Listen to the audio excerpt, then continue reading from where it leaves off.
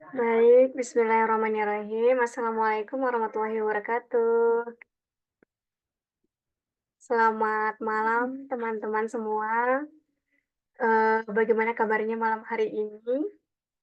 Semoga dalam keadaan sehat semua ya.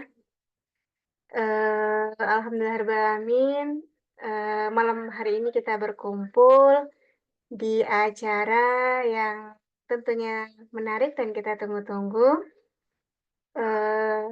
tentang kabar literasi ya, yang mana akan mengundang tamu spesial kita malam hari ini, yaitu Teh Yayu yang sudah berkenan hadir. Semoga nanti kita bisa banyak berdiskusi tentang tema ini. Baik, sebelum lanjut ke acara, saya mau sapa-sapa dulu yang sudah hadir. Teh Yayu juga udah hadir ya. Assalamualaikum.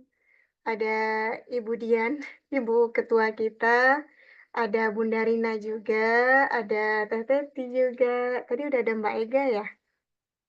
Ada ada Mbak Ega juga, ada siapa ini, Pak Nugroho mungkin ya? Alhamdulillah sambil menunggu teman-teman yang lain pada bergabung, kita buka acara ini dengan baca bismillah, bismillahirrahmanirrahim. Mudah-mudahan di acara ini kita bisa mendapatkan banyak, ilmu, juga menambah wawasan kita tentang, kabar-kabar literasi di tanah air. Seperti yang disampaikan di informasi mengenai kegiatan ini, eee fenomena generasi muda saat ini sangat aktif menggunakan gawai dan berselancar di dunia maya sangat mempengaruhi kebiasaan membaca. Menurut sebuah artikel yang ditulis di laman Badan Pengembangan dan Pembinaan Bahasa Indonesia Kemendikbud, Indonesia mengalami darurat literasi di tahun 2021. Literasi masyarakat Indonesia sedang tidak baik-baik saja. Kemudian juga mungkin teman-teman sudah pernah mendengar ada survei dari penelitian program for International Student Assessment atau PISA tahun 2002 yang baru-baru ini diumumkan pada tanggal 5 Desember 2023. Indonesia berada di peringkat 68 dengan skor 379 untuk matematika, 398 untuk sains dan 371 untuk membaca. Jadi rendahnya minat baca di era gawai ini memang membutuhkan perhatian yang serius ya dan memerlukan, upaya yang konsisten dan berkelanjutan gitu. Di mana kita juga sebagai apa ya, yang apa, eee, terjun di dunia literasi gitu. Hal ini tuh memantik, eee, rasa ingin tahu kita lebih dalam lagi gitu. Bagaimana sih upaya-upaya yang sudah ada gitu untuk, bisa memajukan literasi, di tanah air gitu. Nah, pada malam hari ini kita akan mengangkat diskusi, tema ini dengan narasumber kita, Teh Sri Ayu yang sudah hadir bersama kita malam ini yang kebetulan juga sedang berkunjung ke Tokyo ya. Nah, Teh Ayu juga sudah memiliki, pengalaman gitu ya, dengan, apa, literasi juga dengan pengalaman tinggal di negeri Sakura ya, di Jepang ini dan bagaimana juga, kaitannya nanti dengan kabar-kabar literasi di tanah air, seperti itu. Baik, ini akan kita lanjutkan langsung saja ke presentasinya kah? Ini ada filenya juga dari Iya, yang iya Kak, langsung saja langsung boleh. saja? Heeh. Baik, kita share screen.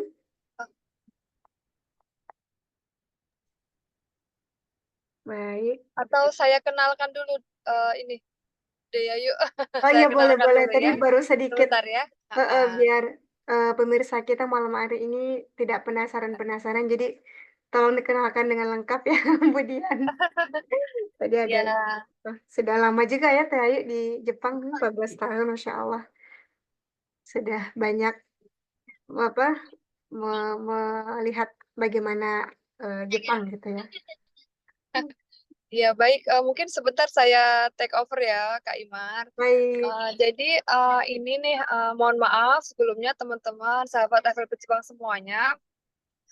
Saya sedang mobile, jadi operatornya agak tersendat, tetapi insya Allah tidak menghalangi ini ya, teman-teman untuk tetap bisa menyimak acara ini dengan baik. Dan ada Penacang gitu ya, Mbak Imar, ada di sini ada Bunda Rina, ada Teh Teti, ada Kak Ega juga. Wah, seru sekali ya. Tadi ada Kak Nida dan juga Kak Sabrina juga. iya Nanti tadi ada mungkin ya. nanti mungkin baik lagi ya. Mhm. Baik, mungkin sedikit aja. Jadi kemarin saya selama 1 bulan itu saya pulang ke tanah air ya, ke Indonesia, dan berkesempatan bertemu dengan teman-teman di beberapa tempat gitu. Saya sempat menyempatkan diri berkunjung ke Yogyakarta. Ke Jogja, saya bertemu dengan ini apa? Bukan ya. Pertama kali saya di Jakarta. Di Jakarta itu bertemu dengan ini teman-teman yang sedang bimtek GLN, termasuk Teh Teti itu ya. Ya Tapi sayang Allah. sekali Teh Teti ngumpet deh. Jadi nggak ketemu. Tapi saya bertemu dengan Pak Beni, ketemu Daeng Gege, ketemu Mbak Wiwi gitu ya, dan teman-teman yang lain yang itu rezeki banget buat saya gitu. Dan saya mendapat banyak ini ya, inspirasi lah. Mungkin kalau kata ini ya, kata saya ingat tante saya tuh pernah bilang gini, "Oh, kamu ketemu teman, ketemu orang yang sesuai passion kamu, kamu harus sedot ilmunya kayak vacuum cleaner gitu, sedot gitu." Nggak mau Tapi rugi ya. iya, jangan mau gini, heeh. Terus tapi akhirnya karena mereka ini sibuk-sibuk ya, jadi saya bertemu aja udah sangat-sangat bersyukur gitu, udah Mhm. kayak udah cukuplah kesetrum gitu ya semangatnya. Nah, terus dari Jakarta saya ke Jogja juga bertemu dengan ini Mbak Zulfa. Kak Zulfa itu yang ini ya, yang menerbitkan buku ini ya, Dek Buto, itu lucu banget juga. Itu juga saya dapat inspirasi bagus di situ, bukunya bagus sekali gitu, dan apa, ini ya, memacu kreativitas anak, imajinasi anak tuh bagus banget di situ. Nggak ada kesan menggurui, persis seperti inilah buku yang ini ya, di Jepang gitu yang saya temukan. Oh, ini nostalgic banget gitu. Terus kemudian saya di daerah lain, saya ke Malang juga. Ke Malang, saya ketemu Mbak Lutfi juga gitu. Dan saya, "Ini gimana nih Kak Lutfi gitu, bagaimana kabarnya?" Gitu. Mungkin nanti bisa sharing itu juga yuk, eee, Kak Lutfi di Malang. Terus kemudian saya ke Semarang, ketemu dengan teman-teman yang di Semarang, yaitu Kak Aan, Mbak Aan juga ya kan. Mbak Aan ini pasangan duet mautnya Teh Teti gitu, Mbak Andiba itu, Mbak Aan Wulandari kok, Mbak Aan Wulandari ya, heeh, ini, nostalgic banget gitu. Terus, terus sampai ke Bogor juga, ke Bandung ketemu Teh Yayu. Nah, waktu ke Teh Yayu itu, "Loh, Mbak Dian kok udah sampai di sini?" Gitu. Jadi terus, ternyata kita memang mau ke Kanaza juga, Teh Yayu itu. Jadi, "Ya udah Teteh nanti itu ya, nanti ngisi FLP ya," gitu sih. Jadi, kenapa enggak kita, apa, ini ya, sekalian kita rangkum. Jadi saya juga mendapat banyak kabar gitu, "Oh, ternyata kayak gini ya, oh, ternyata literasi di Indonesia seperti ini," gitu, "anak-anaknya seperti ini, generasi budaya seperti ini." Mhm. Terus kemudian Teh Yayu alhamdulillah menyanggupi ya, meskipun acara ini mendadak gitu ya, tapi saya sangat-sangat berterima kasih Teh Yayu bersedia. Jadi siapa sih Teh Yayu ini gitu. Teh Mhm. Yayu itu alumni ITB Bandung ya, seangkatan, sealma mater dengan Kak Ega, Kak Teti juga ya mungkin, yang ITB ya, heeh. Terus ada juga Mbak Lutfi juga ya kan, dan apa, dan teman-teman yang lain gitu. Nah, beliau tinggal di Jepang selama 14 tahun mengikuti Masya Allah. suaminya Pak Khairul Anwar, dan yang kebetulan lagi itu Masya Allah dikasih rezeki suami saya, supervisor, ini ya S2-nya adalah beliau. Jadi, Teh Yayu dan ini ya, Pak Khairul ini benar-benar guru saya, mentor saya gitu. Dan dengan melalui Teh Yayu inilah saya dikenalkan FLP gitu. Betapa, ini ya, wow gitu, Masya Allah gitu. Gitu sih mungkin sedikit pengantar dari saya, kalau kelamaan bisa 2 jam saya ngobrol. Gitu ya, mungkin Teh Yayu langsung aja silakan, berkabar-kabar tentang, ini nih Teh Yayu ternyata pulang ke Indonesia itu dengan kekuatan penuh gitu Masya ya. Allah. Jadi kalau Powerful saya ya. pulang ke Indonesia itu padahal nggak berani, saya nggak berani pulang ke Indonesia nih. Tapi Teh Yayu itu, pulang ke Indonesia, beliau bersiap bertarung untuk memperbaiki keadaan di Indonesia, Masya Allah gitu ya. Dengan cara apa sih Kak gitu ya, Teh Yayu ternyata suka mengajar. Mengajar, beliau ini ya, waktu itu anak-anaknya kan masih ini ya, kecil-kecil dan memang mau sekolah. Ceritanya, saya dengar, spoiler ya dari beliau, cari sekolah malah diminta untuk bikin sekolah. Nah, gimana nih ceritanya? Pasti teman-teman pasti ini ya, penasaran ya kan? Ternyata kita bisa hadirkan langsung Teh Yayu ke sini. Monggo, silahkan saya kembalikan lagi acaranya ya. Baik. Silakan, mari. Terima kasih Mbak Dian. Wow, panjang sekali ceritanya ya. Seru banget dengarnya. Dan ini kita makin penasaran gitu nanti dengan apa-apa yang akan disampaikan oleh Teh Ayu di diskusi kita malam ini. Baik, nggak pakai lama-lama, kita langsung saja ya. Kepada Teh Ayu kami persilahkan. Ya, bismillahirrahmanirrahim. Assalamualaikum warahmatullahi wabarakatuh. Waalaikumsalam warahmatullahi wabarakatuh. Ya, alhamdulillah, bahagia sekali bisa bersama-sama dengan FLP Jepang kembali dan di sini dan ini suatu nikmat yang luar biasa dari Allah Subhanahu wa taala, yang mana awal, eee, kedatangan saya ke Jepang sebenarnya, diawali dengan rencana jenguk anak ya.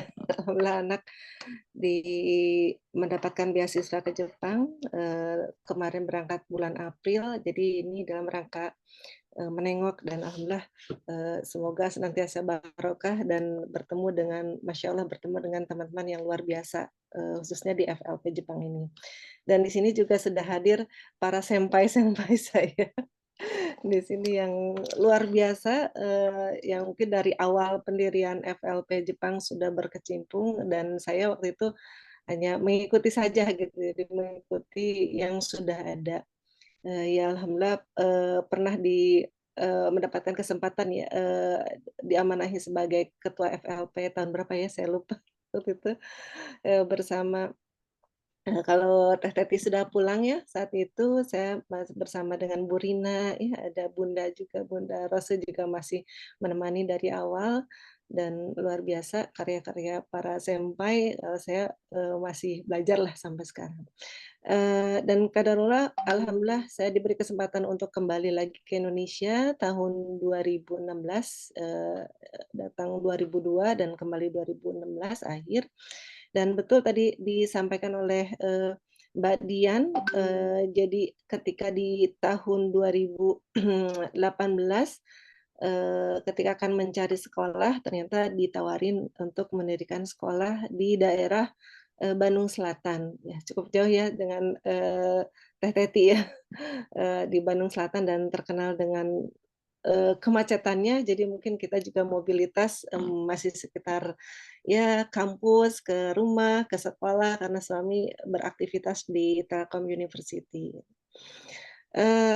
Mungkin ini sedikit, di sini saya bukan pembicara ya, tapi sebagai sharing-lah dan mungkin, saya juga ingin mendapatkan, masukan, saran dari, Mbak-mbak semua yang hadir di sini, para senpai FLP Jepang yang masya Allah yang baik yang masih di Jepang ataupun sudah di Indonesia, untuk memberikan, masukan dan juga bagaimana langkah kita insya Allah untuk memajukan tadi literasi anak-anak Indonesia ya, khususnya di Indonesia seperti itu. Dan slide yang saya sampaikan ini adalah ini masih ada logonya juga ya, ada ICUW. Ini sebenarnya paper yang saya submit ke conference di ICUW tahun ini yang diselenggarakan di Depok dan alhamdulillah bisa dipresentasikan kembali di sini. Saya aktif di SDIT Inspiratif di daerah Bojong Soang, gitu, tepatnya di Bojong Sari seperti itu. Dan di SD ini alhamdulillah mendapatkan kesempatan untuk mengimplementasikan beberapa ya kurikulum lah, paling tidak beberapa ya, tidak semua ya, beberapa hal yang pengalaman yang saya dapatkan selama di Jepang, selama memasukkan anak-anak sekolah di Jepang, beberapa hal saya coba implementasikan di SD ini, khususnya di literasi. Mungkin mangga next. Jadi di sini mungkin nanti akan ada saya sampaikan sekilas tentang SDIT Inspiratif. Jadi waktu itu saya dalam rangka mencari sekolah untuk anak yang keempat gitu. Keempat, sementara kalau anak ke-1, 2, dan 3 memang saya langsung mencari sekolah yang ada gitu, yang ada di sekitar rumah, yang dekat rumah, dan anak keempat saya coba cari sekolah yang lain dan ternyata baru rencana didirikan dan akhirnya diajak untuk mendirikan sekolah tersebut. Nah, kenapa kok pendidikan Jepang yang diambil ya mungkin karena punya pengalaman menyekolahkan anak mulai masuk dari TK ya atau Hoikueng lah ya kalau di nursery ya, dari nursery sampai sampai lulus SD. Jadi anak yang nomor 1 alhamdulillah berkesempatan sampai lulus SD di Jepang.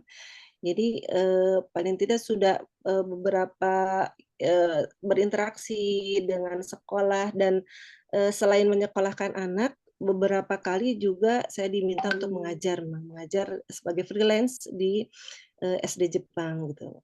Mengajar tentang budaya Indonesia dalam bahasa Jepang, dan karena lumayan cukup sering waktu itu diminta mengajar dengan rutinitas minimal di SD anak saya itu setahun sekali, dan juga berkeliling ya ke SD-SD yang lain di sekitar. Waktu itu kami tinggal di Ishikawa, tepatnya di kota Nomi, jadi di sekitaran Nomi ya, Nomishi gitu. Jadi beberapa SD saya kunjungi dan banyak sekali saya lihat aktivitas mereka dan juga berinteraksi dengan mereka. Jadi ya ini sebagai pengalaman yang luar biasa yang saya dapatkan dari Jepang, dan beberapa hal sangat menarik. Kemudian apa saja yang sudah diimplementasikan di sekolah di SDIT Inspiratif mungkin nanti akan disampaikan juga. Dan hasil kalau di Indonesia sekarang sudah alhamdulillah pemerintah Indonesia juga sudah mulai memperbaiki ya, artinya setiap saat ada perbaikan kurikulum di Indonesia, dan saat saya datang 2016 sampai sekarang itu sudah berganti waktu itu ada peralihan ya antara Kurtilas kurikulum 13 ya 2013 dan sekarang ke kurikulum Merdeka atau kurikulum nasional. Jadi cukup mengalami juga perubahan kurikulum yang di Indonesia, dan akhirnya sekarang sudah setiap sekolah akan punya rapor pendidikan yang mencerminkan bagaimana fasilitas atau pelayanan sekolah kepada masyarakat, kepada muridnya, kepada gurunya, dan kepada lingkungan di masyarakat di sekitar seperti itu. Nah, ini yang yang saya ambil inspirasi dari sekolah Jepang itu adalah terkait mata pelajaran life skill dan juga literasi gitu. Jadi ini dua hal yang memang sudah coba diimplementasikan dalam bentuk mata pelajaran ya. Kalau hal yang lain itu banyak juga gitu ya. Tapi yang dalam bentuk benar-benar masuk ke dalam kurikulum sekolah kami itu life skill dan literasi seperti itu. Ya, ini sekolah tempat saya beraktivitas. Kalau dulu mungkin full time gitu ya, Senin sampai Jumat di sini, tapi setelah saya hamil, melahirkan anak yang kelima di Indonesia, jadi 4 saya anak-anak lahir di Jepang dan alhamdulillah dapat rezeki melahirkan juga di Indonesia, jadi pengalaman juga ya ternyata melahirkan di Indonesia seperti ini. Dan jadi sekarang tidak full time di sekolah, tapi tetap saya diberi amanah sebagai pemegang kurikulum untuk life skill ya, dan tetap datang ke sekolah untuk meninjau di sana. Ini dari visi misi memang akhirnya kami memasukkan tadi ya inspirasi dari Jepang itu, dan juga selaras dengan hobi saya sebenarnya bersama-sama di FLP Jepang. Jadi diharapkan anak-anak itu di poin 5 ya, kita bisa lihat misi sekolah kami itu membiasakan membaca, berpendapat, dan mampu membuat karya tulis sederhana gitu ya. Ini harapan dari sekolah kami ya, ingin benar-benar memasukkan literasi itu ke dalam kurikulum sekolah gitu. Dan alhamdulillah memang sekarang di kurikulum Merdeka pemerintah juga menggembar-gemborkan bahwa kita memang fokus ke literasi dan numerasi gitu. Dan alhamdulillah di sekolah kami sejak kalau dari awal memang sudah dimasukkan, tapi secara masuk ke dalam kurikulum resmi sekolah itu tahun 2020 ya, ketika COVID ya, waktu itu COVID baru ada pelajaran literasi gitu, seperti itu. Ya, next. Nah, tadi juga mungkin ini disebut ya oleh Mbak Imar ya, bahwa memang dari nilai PISA juga PISA gitu ya, Program of International Student Assessment, ini terlihat bahwa memang Jepang itu sangat bagus gitu. Sementara Indonesia masih harus ditingkatkan seperti itu ya. Di sini Jepang memiliki nilai yang di atas rata-rata ya, mulai 500-an ke atas gitu. Sebenarnya di Indonesia belum ya, masih di bawah. Di sini ada Filipina, Thailand, Brunei, Malaysia aja sudah mencapai. Jadi memang ini menjadi salah satu targetan yang bisa kita lihat ketika apakah anak-anak dalam hal literasinya sudah bagus, matematika numerasinya sudah bagus, termasuk sainsnya apakah sudah bagus. Di dunia internasional ternyata memang ada indikatornya gitu ya. Ada indikator yang bisa dilihat untuk menilai bagaimana literasi, numerasi, dan juga sains para siswa di seluruh dunia ini gitu ya. Oke, next. Nah, ini kenapa pilihannya ke kurikulum Jepang? Alhamdulillah waktu selepas saya tinggal di Jepang 14 tahun ketika saya pulang, dan sebelum sekolah itu berdiri, yaitu bulan sekolah itu aktif berjalan Juli 2018 ya. Nah, sekitar bulan Maret saya sempat alhamdulillah ada berkesempatan untuk datang ke Jepang gitu. Jadi beberapa bulan sebelum sekolah itu berjalan. Jadi di sana saya saat itu saya belajar langsung dengan guru-guru ini di sekolah anak saya gitu, di Miyatake ini ya, Sogakko gitu ya. Di Miyatake Sogakko sempat menyempatkan untuk datang berkunjung untuk belajar secara lebih mendalam gitu ya. Walaupun hanya one day aja ya, mungkin tidak one day, hanya beberapa jam saja, tapi alhamdulillah dapat masukan-masukan yang luar biasa dari sensei di sana. Dan ini ada kepala sekolahnya, sensei-senseinya juga di sini, dan mereka sangat welcome sekali ya untuk menjelaskan hal-hal yang terkait secara singkat ya terkait sekolah di Jepang. Khususnya saya ingin melihat dari sisi fasilitas juga ya mereka seperti apa sebagai gambaran nanti ketika akan membuat sekolah di Indonesia. Gitu ya. Oke, next.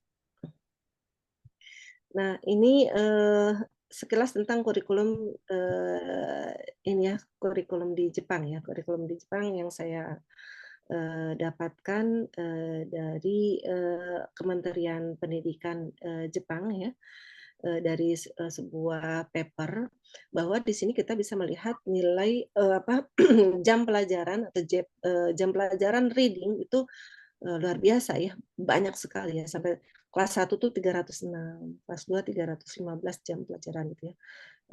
Seperti ini gitu ya. Kemudian social studies-nya, bahkan matematika tuh di bawah jam reading-nya gitu ya, seperti itu ya. Kemudian baru sains itu baru akan didapatkan oleh anak kelas 3 ke atas gitu. Jadi kalau kelas 1 itu kelas 1, kelas 2 tuh fokus ke reading dan maths gitu, maths, matematik. Kemudian ada life science gitu ya. Sebelum prolog sebelum ke science ada life science, music gitu ya, ada art. Di sini art udah dapat memang banyak ya di sini. Olahraga dan ini juga menjadi hal-hal yang luar biasa gitu. Olahraga tuh sampai di hampir sama dengan matematik gitu. Sementara di Indonesia itu olahraga hanya 2 jam pelajaran per minggu ya. 2 jam pelajaran per minggu di sini fisik itu olahraga tuh sampai 102, 105 dan ini terasa sekali ketika anak-anak saya kembali ke Indonesia, masuk ke SD di Indonesia, mereka merasa banyak sekali duduk gitu. Sementara ketika di Jepang, di Shogakukan ya, di elementary school di Jepang itu mereka aktif. Bahkan karena kita lihat ya jam pelajaran juga sangat tinggi, sangat banyak, sampai memang baju olahraga itu disimpan di sekolah. Jadi setiap saat ketika diperlukan olahraga, mereka langsung ganti baju olahraga yang disimpan di sekolah dan baru diambil itu ketika Jumat, ketika akan libur gitu ya. Jadi Senin sampai Jumat itu baju olahraga disimpan di sekolah seperti itu. Dan selain reading, saya juga melihat di sini di ini ya Tokubetsu Katsudo di Tokatsu sebagai satu insight ya bahwa ada namanya pelajaran Tokubetsu Katsudo gitu ya. Tokubetsu Katsudo itu seperti apa? Nah, ini ada di tabel yang sebelah kanannya. Jadi tentang constructing life saikatsu gitu di kelas di sekolah, bagaimana tentang kehidupan di sekolah dan di kelas di sekolah, kemudian ini ya seperti solving various issues the arise, jadi gimana sih mengatur manajemen kehidupan keseharian di kelas seperti apa, menata barang-barang di kelas seperti apa, itu diajarkan gitu ya. Menata alat-alat karena kan kita mengenal bahwa Jepang itu luar biasa ya, mereka menata barang itu dengan rapi dan mengembalikan barang-barang yang dimiliki itu ke tempat semula gitu. Jadi ketika misalkan ada suatu event, ada suatu acara itu mereka ketika acara itu barang-barang akan dipakai ya, tapi ketika acara selesai itu akan kembali ke tempat semula dan seperti tidak ada acara gitu. Artinya semua kembali ke tempatnya dengan posisi yang tidak berubah seperti yang ketika sebelum event itu terlaksana gitu ya. Jadi ini hal yang menjadi sangat menginspirasi gitu ya, menginspirasi saya untuk mencoba memasukkan pelajaran ini di sekolah di inspiratif gitu ya. Kemudian everyday adaptation to everyday life and learning, health, safety seperti ya living habits gitu dan itu utilizing the school library itu pun ada gitu ya, seperti itu. School lunch bagaimana mereka mau dengan tetap tertib ketika makan gitu ya. Mungkin nanti implementasinya ke arah tetap tertib dan ya saya dapat amanah juga di bagian kesiswaan jadi ini masih terus coba kita implementasikan dan perbaiki terus ya. Nah, ini yang menarik sekali ya tadi tentang jam pelajaran reading gitu ya. Reading itu luar biasa ya.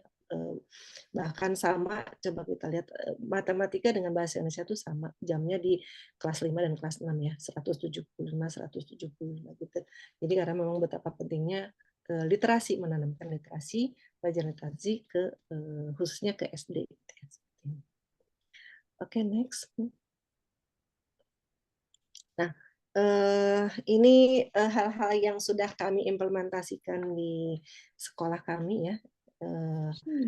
Ya, jadi yang pertama tentang adaptasi. Jadi ada event sebelum anak-anak masuk sekolah itu calon murid itu sudah kami undang ke sekolah. Gitu ya. Kami undang ke sekolah. Ini sama di Jepang seperti itu, anak-anak saya juga dulu seperti mengalami hal yang sama ya. Misalnya ada program seperti ini, jadi semacam open school dan kami namai dari bahasa Jepang ya. Kami namakan sebagai program Yokoso. Jadi selamat datang gitu ya kepada para calon murid. Dan juga ada entrance ceremony atau juga kusiki gitu ya. Kita adopsi dalam bahasa penyambutan siswa baru gitu ya, dan orang tua juga hadir saat itu gitu ya. Kemudian rule-nya juga tadi di Seikatsu juga kami masukkan, dan juga kurikulum sekolah kita masukkan pelajaran literasi dan pelajaran life skill gitu ya. Tokubetsu Katsudo itu kami implementasikan dalam bentuk dalam mata pelajaran life skill. Oke, next. Nah, ini beberapa dokumentasi ya, dokumentasi tentang yang sudah kami adopsi ya dari Jepang, sekolah Jepang. Ini ada Yokoso tadi yang saya ceritakan.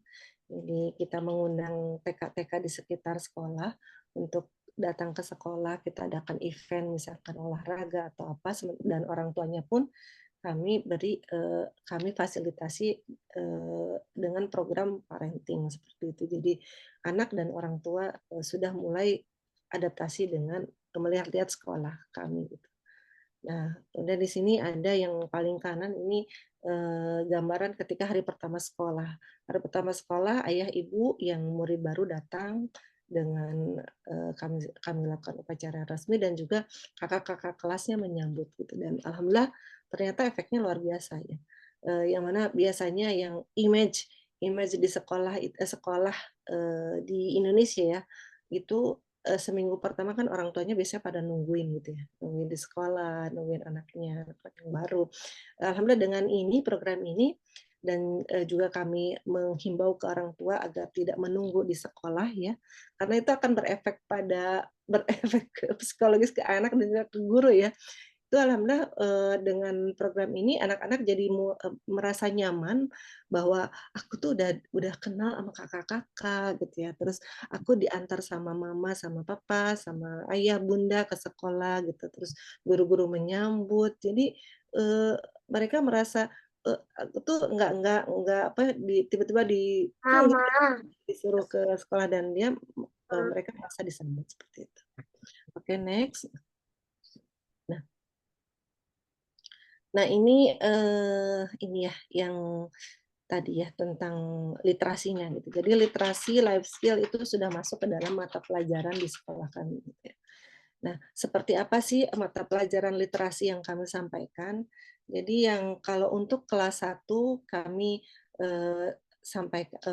ajarkan mulai dari bagaimana menulis, karena kalau di Jepang kita kenal ada kakezung gitu ya. Jadi cara menulis misalkan kalau ada hiragana, katakana, mereka punya cara menarik garisnya seperti apa. Kan tidak sembarangan menulis huruf Jepang ya. Misalkan tarik jadi poinnya adalah menarik dari kiri ke kanan, atas ke bawah gitu. Jadi kami pun sebenarnya alfabet itu saya cari-cari juga ilmunya, ternyata memang punya juga kakezung gitu. Cara menulis huruf A, cara menulis B itu tidak sembarangan, karena kami melihat ketika anak-anak yang sudah bisa menulis dari TK-nya itu kadang-kadang ditemukan cara menulisnya itu pokoknya jadi aja gitu. nggak tidak teratur untuk menulis A-nya gitu, dari mana, mau dari bawah ke atas ya, mau dari kiri ke kanan, pokoknya jadi aja huruf A. Terus cara megang pensilnya juga pokoknya jadi aja gitu ya. Nah, kami ingin menanamkan cara menulis yang benar. Karena di Jepang kan juga saya lihat ya, saya perhatikan dari buku-bukunya juga seperti anak-anak ketika akan memulai menulis, mereka akan belajar dulu cara duduk yang benar. Cara duduk yang benar, cara memegang pensil yang benar, baru kemudian cara menulis yang benar seperti itu. Itu di awal ya kelas 1. Kemudian setelah pakai Zoom itu kita juga mulai mengenalkan huruf besar, huruf kecil seperti itu cara menulisnya. Dan juga nanti yang berikutnya adalah cara menulis halus gitu ya. Karena sebenarnya kita juga punya ya. Kita punya buku garis 3 gitu. Nah, itu bagaimana mulai anak-anak berlatih cara menulis halus. Dan kedepannya barulah akan diajarkan menulis secara PUEBI gitu ya, struktur yang benar, bagaimana subjek, predikat, objek itu atau titik, koma itu pun ternyata memang perlu step by step ya. Ketika diajarkan ke anak itu memang perlu bertahap. Gitu. Mengenalkan tanda baca, mengenalkan di mana penempatan huruf besar, huruf kecil ini sebagai langkah untuk berikutnya ya menulis. Dan juga kami membuat setiap anak diarahkan untuk menulis diary gitu ya. Diary yang setiap pekannya itu akan disetor ke guru literasi, kemudian dibaca dan diberi komentar gitu ya. Dan itu diharapkan terus gitu ya, dan dikumpulkan dalam satu buku yang sama gitu ya. Artinya dari kelas 1 misalkan terus tetap disimpan bukunya gitu, tidak dibuang. Mungkin kalau untuk pelajaran-pelajaran mungkin dibuang, kalau ini kita coba menulis terus di buku yang sama nyambung gitu ya. Dan nanti diharapkan di akhir kelas 6 seperti misi kami di sekolah ini, salah satu misinya adalah anak bisa membuat tulisan yang sederhana gitu. Jadi dari diary itu kami akan olah menjadi sebuah buku gitu ya. Buku kumpulan tulisan anak-anak gitu ya. Seperti itu nanti di akhir kelas 6 seperti itu. Dan sebenarnya di pemerintah juga khususnya yang kami tahu karena kami tinggal di kabupaten, pemerintah kabupaten pun sekarang masya Allah ya sudah mulai menggalakkan literasi gitu ya, literasi. Salah satunya dengan program Laksambedas misalkan ini ya. Laksambedas kalau Mama semua search ya apa itu Laksambedas, itu adalah Laksam itu singkatan dari literasi, edukasi, keluarga, sekolah, anak, dan masyarakat. Kemudian ada bedas juga ada singkatannya gitu ya. Nah ini memang sekarang ini alhamdulillah pemerintah pun memiliki program Laksambedas untuk meningkatkan literasi anak-anak khususnya di sekolah gitu ya. Kalau ke sekolah berarti Laksambedas untuk tingkat sekolah. Namun yang saya sayangkan ya, misalnya kalau saya melihat ini karena mungkin perlu bertahap ya. Jadi sifatnya baru menjaring anak-anak yang memang dia tertarik dengan literasi gitu. Jadi dari sekolah akan diminta perwakilan misalkan dari kelas 5, misalnya kelas 5 ya. Kelas 5 itu berapa orang misalkan 4 atau tergantung mungkin dari jumlah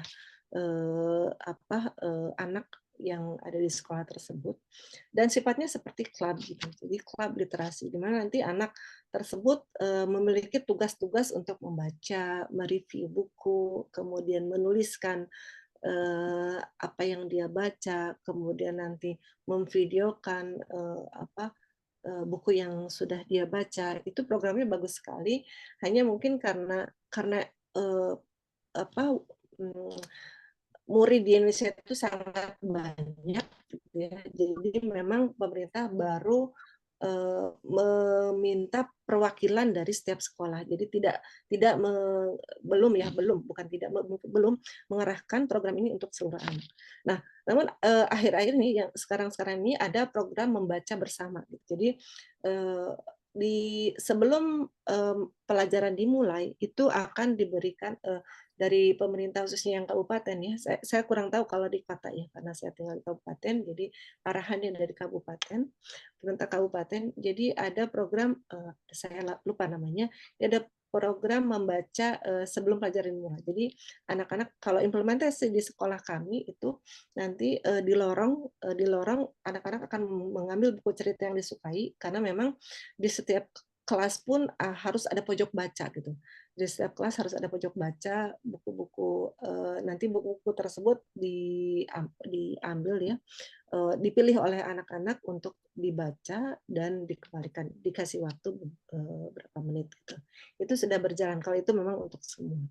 Nah, tapi yang tadi program Laksamdas itu baru sifatnya perwakilan dari sekolah dan alhamdulillah kemarin ada Jambore Laksamdas. Jadi anak-anak yang ikut dalam klub Laksamdas perwakilan di sekolah itu akan dikumpulkan dan membuat satu aktivitas bersama tentang literasi seperti itu ya. Nah, alhamdulillah sudah seperti itu di kabupatennya. Oke, next.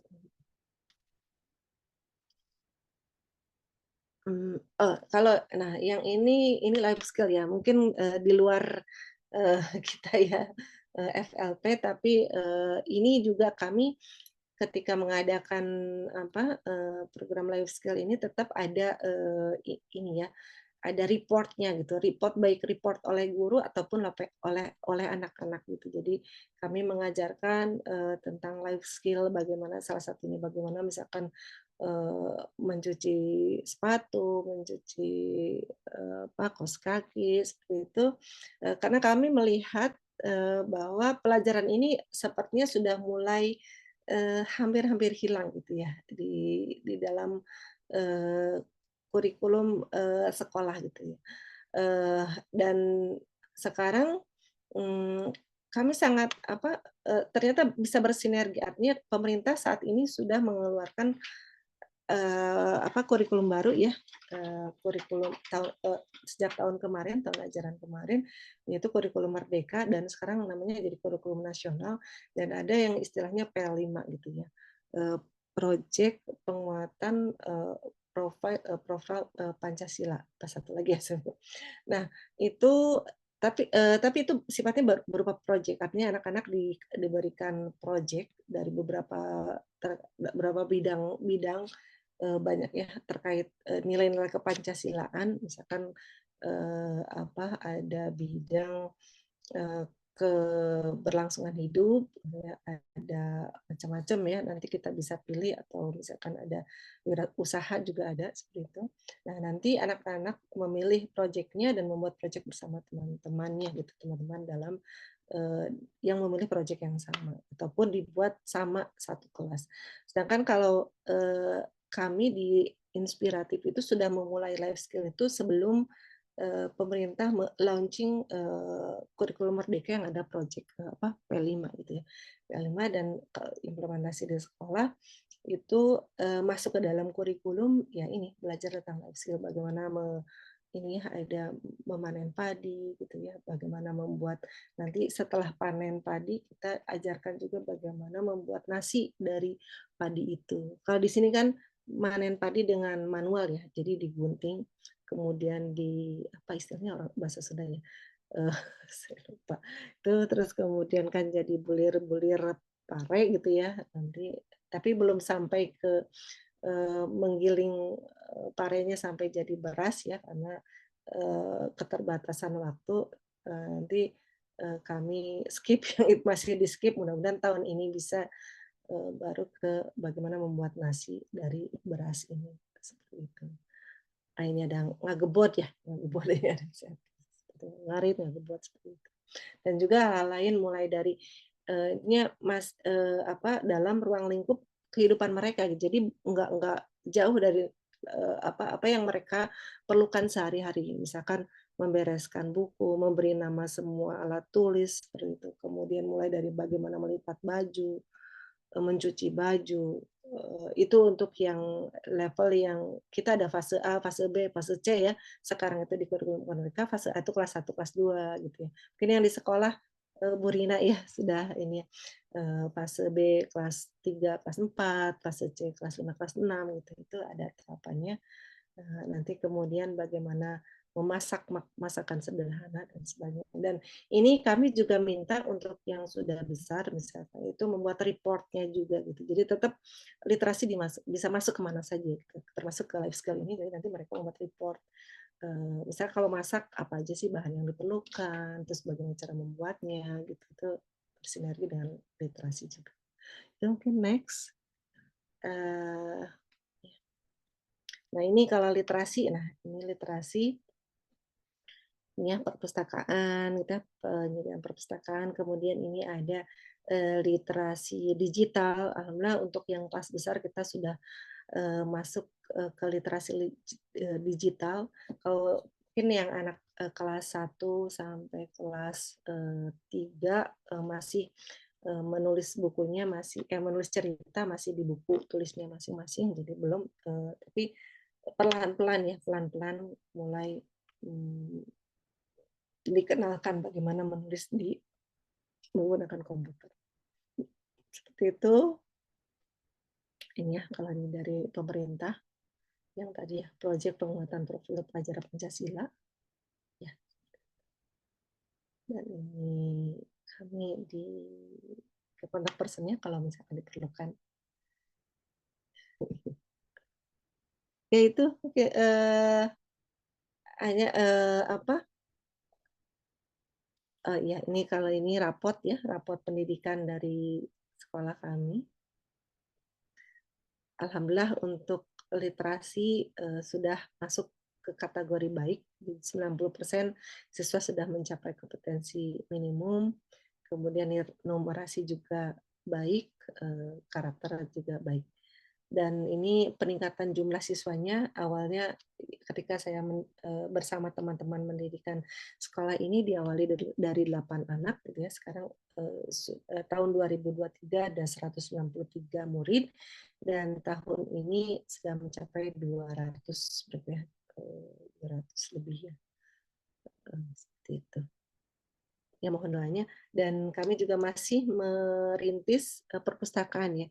Alhamdulillah kemarin ya kedatangan ke Jepang ini saya juga menyempatkan untuk studi banding lah ya, untuk belajar ke Miyatake Sogako lagi, ke SD Miyatake yang tempat anak-anak sekolah dan tempat saya juga belajar sebelum mendirikan Inspiratif, dan sangat tertarik dengan penataan ininya ya, perpustakaannya gitu. Hanya memang kendalanya adalah buku-buku, penyediaan buku-buku di sekolah gitu karena masih minim ya. Dan alhamdulillah kemarin sempat juga meminta bantuan ke ini ya, ke FLP Jepang di Bandung, dan alhamdulillah beberapa ini ya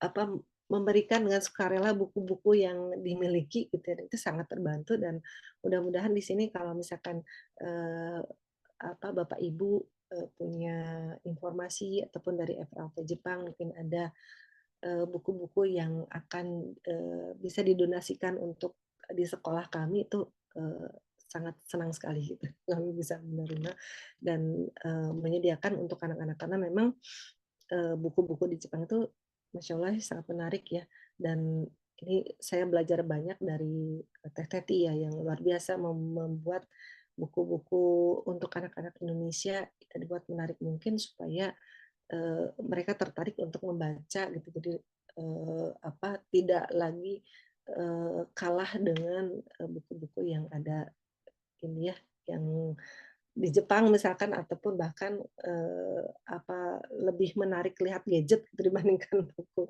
buku karena ya itulah tantangannya sekarang ini, anak-anak udah banyak ke arah gadget. Ya mungkin dari saya segitu dulu ya. Nanti mungkin berikutnya bisa kita diskusi bersama. Mungkin saya harapannya ingin dapat masukan dari para senpai di sini ya, yang para pengurus di FLP Jepang gitu ya, bagaimana untuk meningkatkan literasi anak-anak Indonesia khususnya yang tinggal di Indonesia, karena memang luar biasa ya, itu masih harus terus kita tingkatkan gitu ya. dan benar berpacu dengan tadi itu ya, salah satunya adalah gadget dan kebiasaan di rumah. Karena yang sebelumnya saya alami ketika tinggal di Jepang itu, edukasi literasi itu dimulai sejak seorang ibu, kalau urutannya ya, kan nanti telur telur dulu atau ayam dulu. Enggak ya, jadi artinya memang itu berkesinambungan gitu. Yang saya alami ketika hamil itu sudah, seorang ibu hamil itu sudah mendapat edukasi literasi ya, dengan diberikan buku-buku panduan, ibu hamil itu luar biasa dari pemerintah itu kan dikirim ke rumah gitu ya. Bagaimana cara memandikan anak dan bla bla bla sebagainya. Nah, kemudian di sekolah pemerintah juga menyediakan fasilitas yang luar biasa, perpustakaan, dan alhamdulillah kemarin sempat juga mengunjungi perpustakaan Kanazawa yang luar biasa gitu, walaupun tidak sempat masuk karena tutup ya Mbak Dian, itu luar biasa gitu ya, bagus sekali, wah, kayaknya akan nyaman sekali gitu ya untuk membaca di situ. Kalau tidak ingat waktu bisa seharian kayaknya untuk berdiam-diam membaca buku di perpustakaan yang luar biasa itu ya di Kanazawa dan juga di tempat lain gitu. Dan ketika ke toko buku pun itu sangat menarik gitu ya, sangat menarik melihat buku-buku yang berwarna-warni dari sisi kecerdasan apa ya ingin membuka, kita ingin membuka, membaca gitu ya. Tidak mengesankan buku teh membosankan, tidak seperti itu. Dan betul anak-anak pun ketika diajak ke toko buku tuh rasanya kayak ke tempat bermain gitu. Itu yang mungkin belum saya dapatkan ketika pulang ke Indonesia ya. Padahal apakah karena bahasa atau apa ya.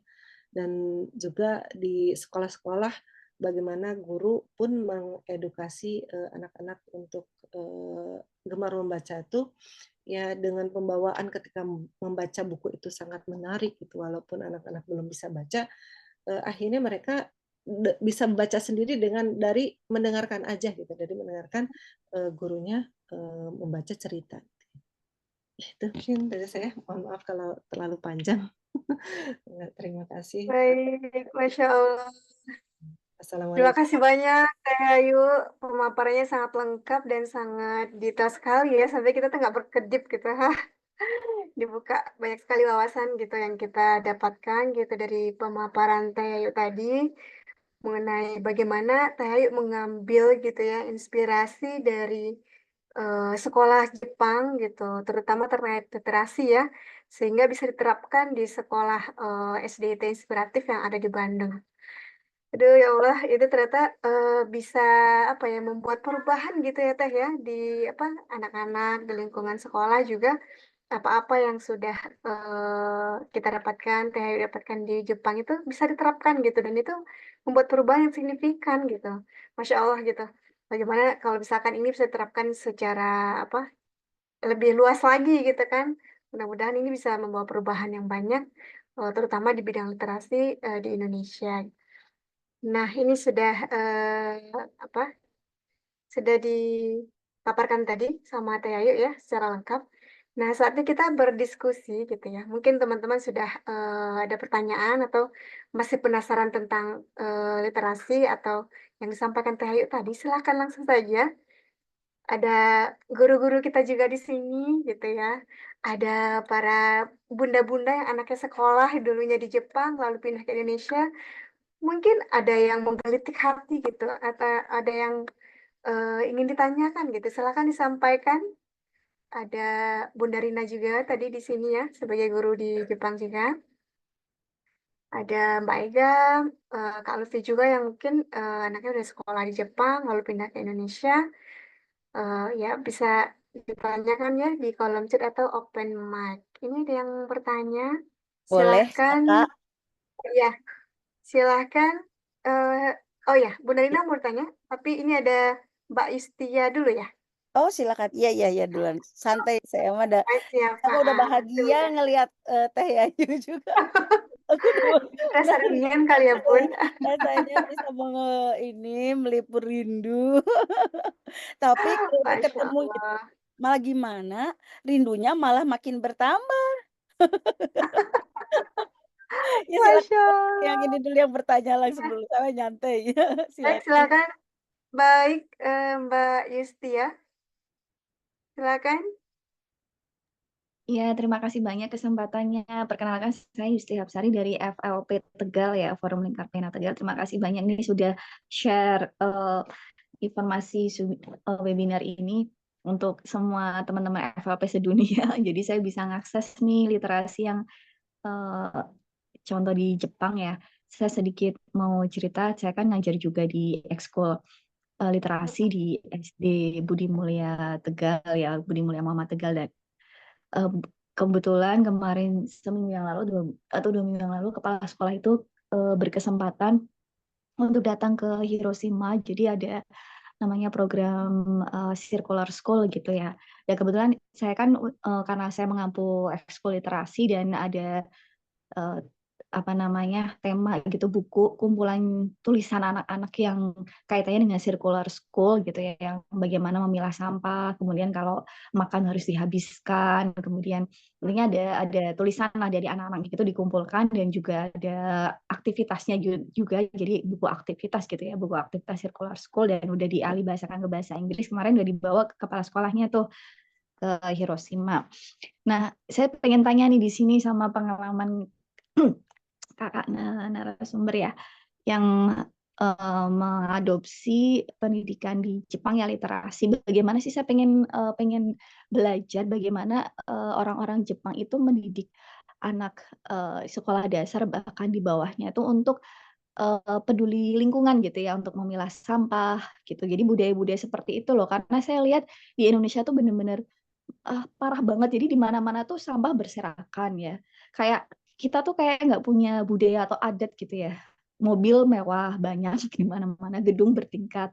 Tapi masyarakat kita yang notabene kebanyakan mungkin pendidikannya kurang tinggi, itu nggak merasa aware dengan lingkungan ya, buang sampah di sungai itu dengan santai saja. Saya jadi tergelitik untuk lebih mempelajari ini gitu loh. Jadi kebetulan memang menyambung ya. Jadi kebetulan sekolah yang saya ajar ekskul itu memang jadi apa namanya, sekolah binaan dari program apa ya, pusat perdagangan di UGM gitu, yang memang kerjasama sama salah satu lembaga yang pada akhirnya itu ke Hiroshima. Itu menjadi binaan sekolah circular school gitu. Kan alhamdulillah sih ya, gayung bersambut gitu ya. Tapi saya pengen ada diskusi di sini, barangkali ada ilmu lebih lah yang bisa saya dapat terkait circular school, terkait tadi bagaimana menanamkan perilaku dan literasi lingkungan gitu ya kepada anak-anak. Kita terima kasih banyak. Assalamualaikum warahmatullahi wabarakatuh. Baik, terima kasih Mbak Yustia atas pertanyaannya. Menarik ya, tentang pertanyaan ini. Silakan kita serahkan kepada Teh Yayu untuk memberikan tanggapannya. Iya Mbak, terima kasih Mbak Emar. Ya, untuk ini ya, tentang budaya sampah, betul. Rasanya sedih sekali ya ketika mengalami juga Mbak. Jadi ketika misalkan di Jepang selama 14 tahun saya dididik secara tidak langsung dididik untuk memilah sampah gitu, memilah sampah, membuang sampah tidak sembarangan gitu ya. Dan akhirnya memang betul di awal tahun saya merasa tertekan, bahkan sampai stres. Bingung, aduh mau buang sampah itu gimana ya gitu. Ini gimana caranya ya sampai hampir ya bisa dikatakan setahun pertama itu stres ya luar biasa. Bukan hanya itu salah satunya sampah juga yang lainnya ya. Tapi seiring waktu ketika kita membiasakan mulai dari hal yang kecil gitu ya, sampai baru saya mengalami misalkan sampah itu numpuk, bingung diapain, terus saya mulai belajar, oh ini tuh tempatnya di sini, oh ini tuh tempatnya di sini, dan kita harus belajar juga on time untuk membuang sampah pada waktunya, karena di sini di Jepang itu tidak setiap saat seperti misalkan sampah botol, sampah kaleng itu tidak setiap saat akan diambil gitu. Jadi hanya di waktu-waktu tertentu. Apalagi saya tinggal di asrama kampus ya. Jadi ketika suami mahasiswa itu di asrama mahasiswa, ketika suami jadi dosen di Jepang pun di asrama dosen itu yang saya rasakan mungkin sama aja sih kalau di Apato yang umum juga sama ya di apartemen juga. Itu saya rasakan ini strict banget ya. Karena kalau kita salah misalnya buang sampah karena kita kalau di asrama kampus itu kan orang asing juga banyak. Jadi banyak yang tidak paham juga. Misalnya kita salah buang sampah konsekuensinya adalah akan dipoto itu sampah yang salah buang karena plastiknya pun tertentu misalkan sampah nama Gomi, sampah basah itu plastiknya warna biru, sampah kaleng warnanya apa gitu, itu akan dipoto dan disebar di grup kalau kita grup WA gitu ya. Wah ini sampah siapa harus diambil tidak akan diambil oleh petugas gitu. Nah kembali bagaimana sekarang menanamkan di Indonesia khususnya melalui sekolah. Nah alhamdulillah ketika di awal-awal sekolah kami berdiri itu saya sering bercerita ke kepala sekolah, "Bu, ini harus mulai dibiasakan." Karena kan memang dari awal kita sudah berniat ingin memasukkan kurikulum Kejepangan gitu di sekolah kami ya. Sekolah kami itu SD itu ya, berbasis Islam terpadu, tapi ada muatan yayasannya itu Kejepangan tadi ya, salah satunya karakter. Dan alhamdulillah setelah beberapa tahun sekolah itu berjalan, ternyata kita masuk ke program Adiwiyata gitu. Nah, program Adiwiyata sekolah dan ini terasa sekali ini sangat jadi mempus sekolah kita untuk mengikuti program-program Adiwiyata. Salah satunya yaitu memilah sampah gitu ya. Terus kemudian pengelolaan sampah berikutnya. Jadi anak-anak pemerintah mulai yang masuk ke program Adiwiyata itu mulai dikenalkan anak-anak cara memilah sampah tadi dan juga pengelolaan sampah berikutnya dan baiknya kalau kita bisa bekerja sama dengan lembaga pengelolaan sampah. Misalkan kalau di daerah Bojong Soang ada Bojong Soang sampah bersinar namanya ada. Jadi kita bekerja sama dengan lembaga tersebut, kemudian anak-anak juga diedukasi datang ke lembaga tersebut untuk melihat pengelolaan sampah atau bahkan dari lembaga tersebut juga datang ke sekolah untuk mengedukasi kami. Dan saya juga jelaskan bahwa sebenarnya ini tuh menjadi salah satu mimpi saya gitu ya. Satu mimpi memasukkan karakter Jepang itu yaitu salah satunya untuk memilah sampah. Jadi memang kita tidak bisa sendirian, Mbak. Kita tidak bisa sendirian untuk merubah karakter itu. Dan yang kedua itu perlu waktu. Seperti halnya saya dididik di Jepang ini gitu. Awalnya itu terasa berat sekali untuk menjalankan sistem yang sudah teratur di sini. Tapi by time gitu ya, pelan-pelan kita ikuti sistem di sini ternyata insya Allah bisa. Jadi saya pun menekankan ke kepala sekolah, Bu, ayo kita ikuti program Adiwiyata ini. Memang akan berat sekali karena ini adalah untuk merubah karakter dan merubah karakter itu kan sangat luar biasa ya. Tidak bisa instan dalam 1 hari, 2 hari, 3 hari, bahkan bertahun-tahun. Saya pun merasa kayaknya baru setahun deh baru ngeh gitu cara memilah sampah yang benar gitu.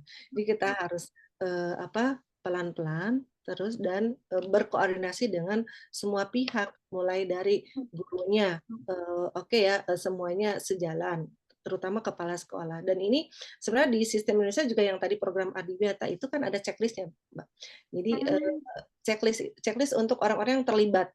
Jadi tidak hanya anak, tidak hanya murid, tapi guru-guru, kemudian masyarakat juga akan diajak dan juga tadi kalau ada lembaga yang bekerja sama itu akan jadi nilai tambah. Dan itu semua yang ketika kuncinya adalah di kepala sekolah gitu ya. Artinya kalau misalkan semua hal terlibat ketika kepala sekolah tidak mendukung itu akan jadi nol semua.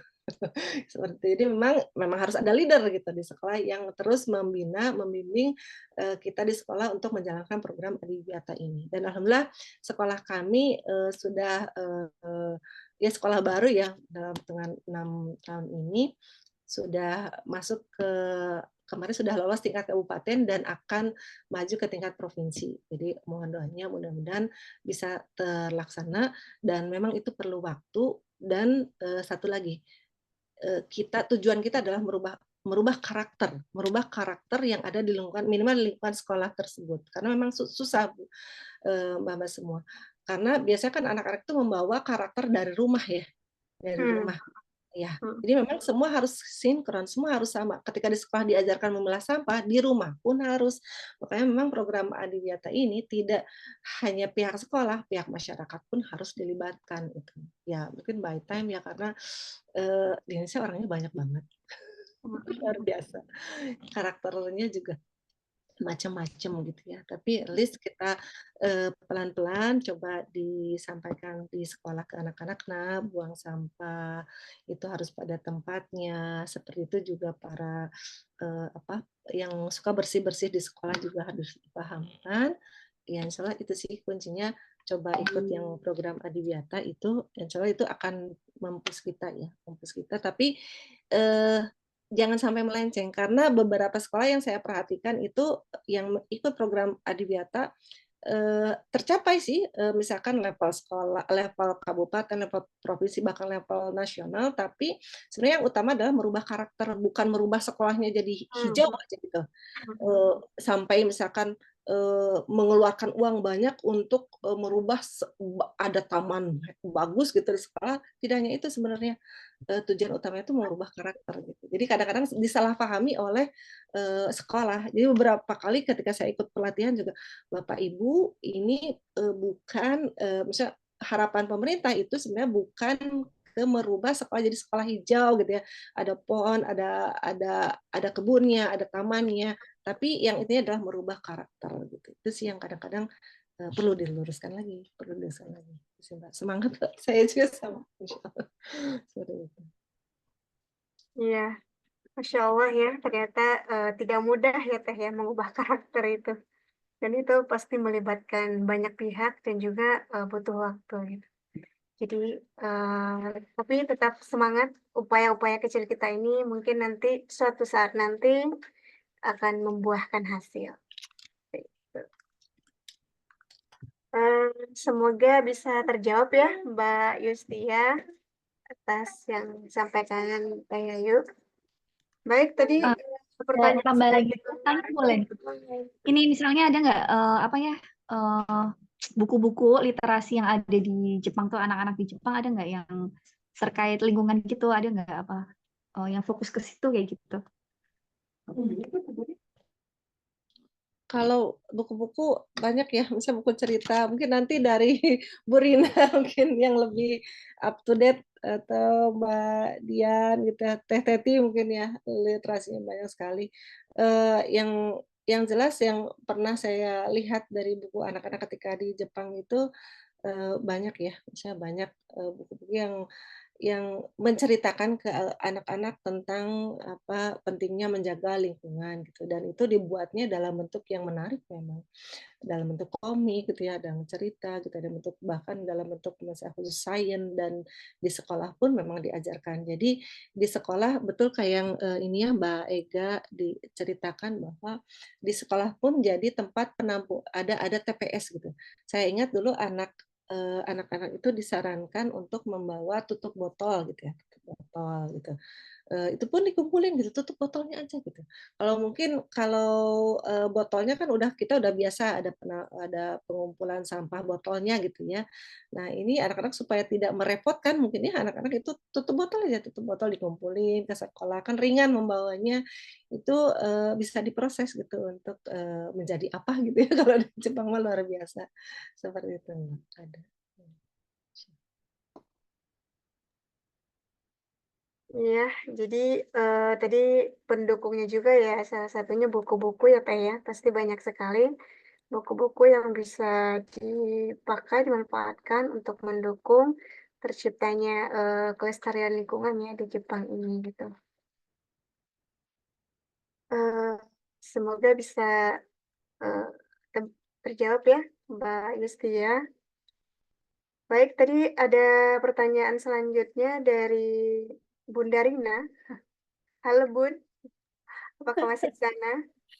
Nggak apa, masih menyimak dengan saksama dan bersemangat ini. Itu Silakan ada Bun. pertanyaan lagi sepertinya, maaf saya juga baru baca nih ada di chat ya.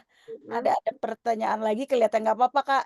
Ya santai aja dulu, silahkan biar dipuaskan yang sudah nulis. Oh, baik. Ya, Saya didahulukan. bacakan dulu di kolom Ya. chat.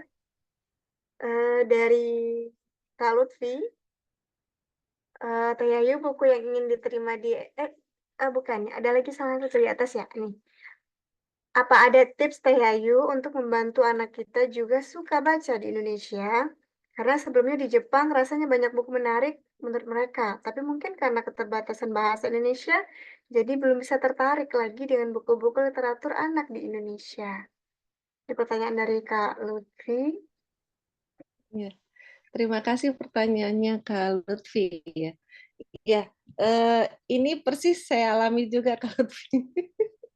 Jadi ketika di Jepang anak-anak kalau kami bawa ke perpustakaan ke toko buku kalau ya termasuk perpustakaan juga ya, wah luar biasa. Wah langsung wah antusias sekali ya, lari cari sana sini, pulang tuh bawa keranjang tuh penuh sama buku, mau beli ini, mau beli dari mulai yang tipis sampai yang tebal gitu ya.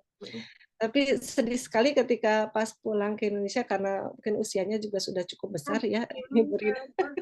Anak-anak pulang ada yang kelas 6, ada yang SMP kelas 1, ada yang kelas 6, ada yang kelas 5. Jadi memang bahasanya itu bahasa Jepang ya, di sekolah berbahasa Jepang. Ada sih yang baru 3 tahun, tapi itu pun kan belum belum kalau 3 tahun belum ini ya, masih dibacakan gitu. Itu memang ketika terasa sekali ketika ke Indonesia dibawa ke toko buku itu langsung pada diem, tidak seceria yang waktu di Jepang ya. Akhirnya saya motivasi mereka bahwa oke kalau gitu coba menulislah, bikin buku yang menarik. Saya tawari juga sih pertama, coba cari-cari buku yang menarik menurut kalian, kan banyak juga sekarang di Indonesia yang apa eh, anime ya, animasi buku-buku komik yang ya mirip-mirip di Jepang. Dan mungkin waktu itu Teh Teti belum ini ya, waktu anak-anak pulang mungkin belum sebanyak sekarang ya. Kalau sekarang sih insya Allah sih dari Teh Teti ya luar biasa, buku-bukunya mungkin bisa ini mengimbangi, artinya anak-anak tetap semangat Kak Lutfi untuk membaca buku. Dan ya saya pun membawa beberapa buku dari Jepang ya ke Indonesia yang mereka sukai. Dan ya akhirnya memang walaupun tidak sebanyak ketika di Jepang karena bukunya kan sedikit yang kami bawa, tapi at least mereka tetap rasa apa ya, kebiasaan untuk membacanya sih masih ada gitu dan tidak hilang. Dan ini terbukti ketika ini anak saya kembali lagi ke Jepang. Yang nomor 2 ini Bu Rina kembali lagi ke Jepang untuk kuliah, semangat membacanya juga masih sama. Jadi artinya ketika ke toko buku teh, wah langsung antusias banget. Oh, berarti memang nggak hilang sebenarnya, tidak hilang, hanya jadi terbatas aja buku-buku yang dia sukai, yang dia ingin baca itu terbatas. Tapi tetap keinginan kebiasaan yang sudah ditanamkan ya ketika di Jepang itu senang membaca itu tetap ada gitu.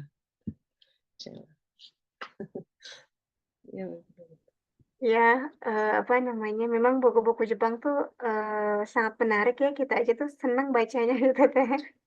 Apalagi anak-anak gitu. Mungkin PR kita bersama dan iya sih sekarang tuh udah mulai banyak juga buku-buku yang bagus ya di Indonesia gitu. Termasuk juga aplikasi-aplikasi membaca buku digital juga udah banyak buat anak. Mudah-mudahan itu bisa meningkatkan minat baca anak-anak. Eh, Selanjutnya ini ada di kolom chat saya bacakan. Masya Allah, proud of you, Teh Ayu teladan memang senantiasa menginspirasi gerakan ini. Itu dari Bunda Rina ya. Terus kemudian dari Mbak Ega juga tentang di sekolah alam Cikeas ya. Masya Allah ini keren ya. 3 hari dalam seminggu anak-anak bisa bawa sampah 3R. Ditimbang lalu dapat poin. Oh jadi malah seneng ya bawa sampah ke sekolah gitu. Masya Allah.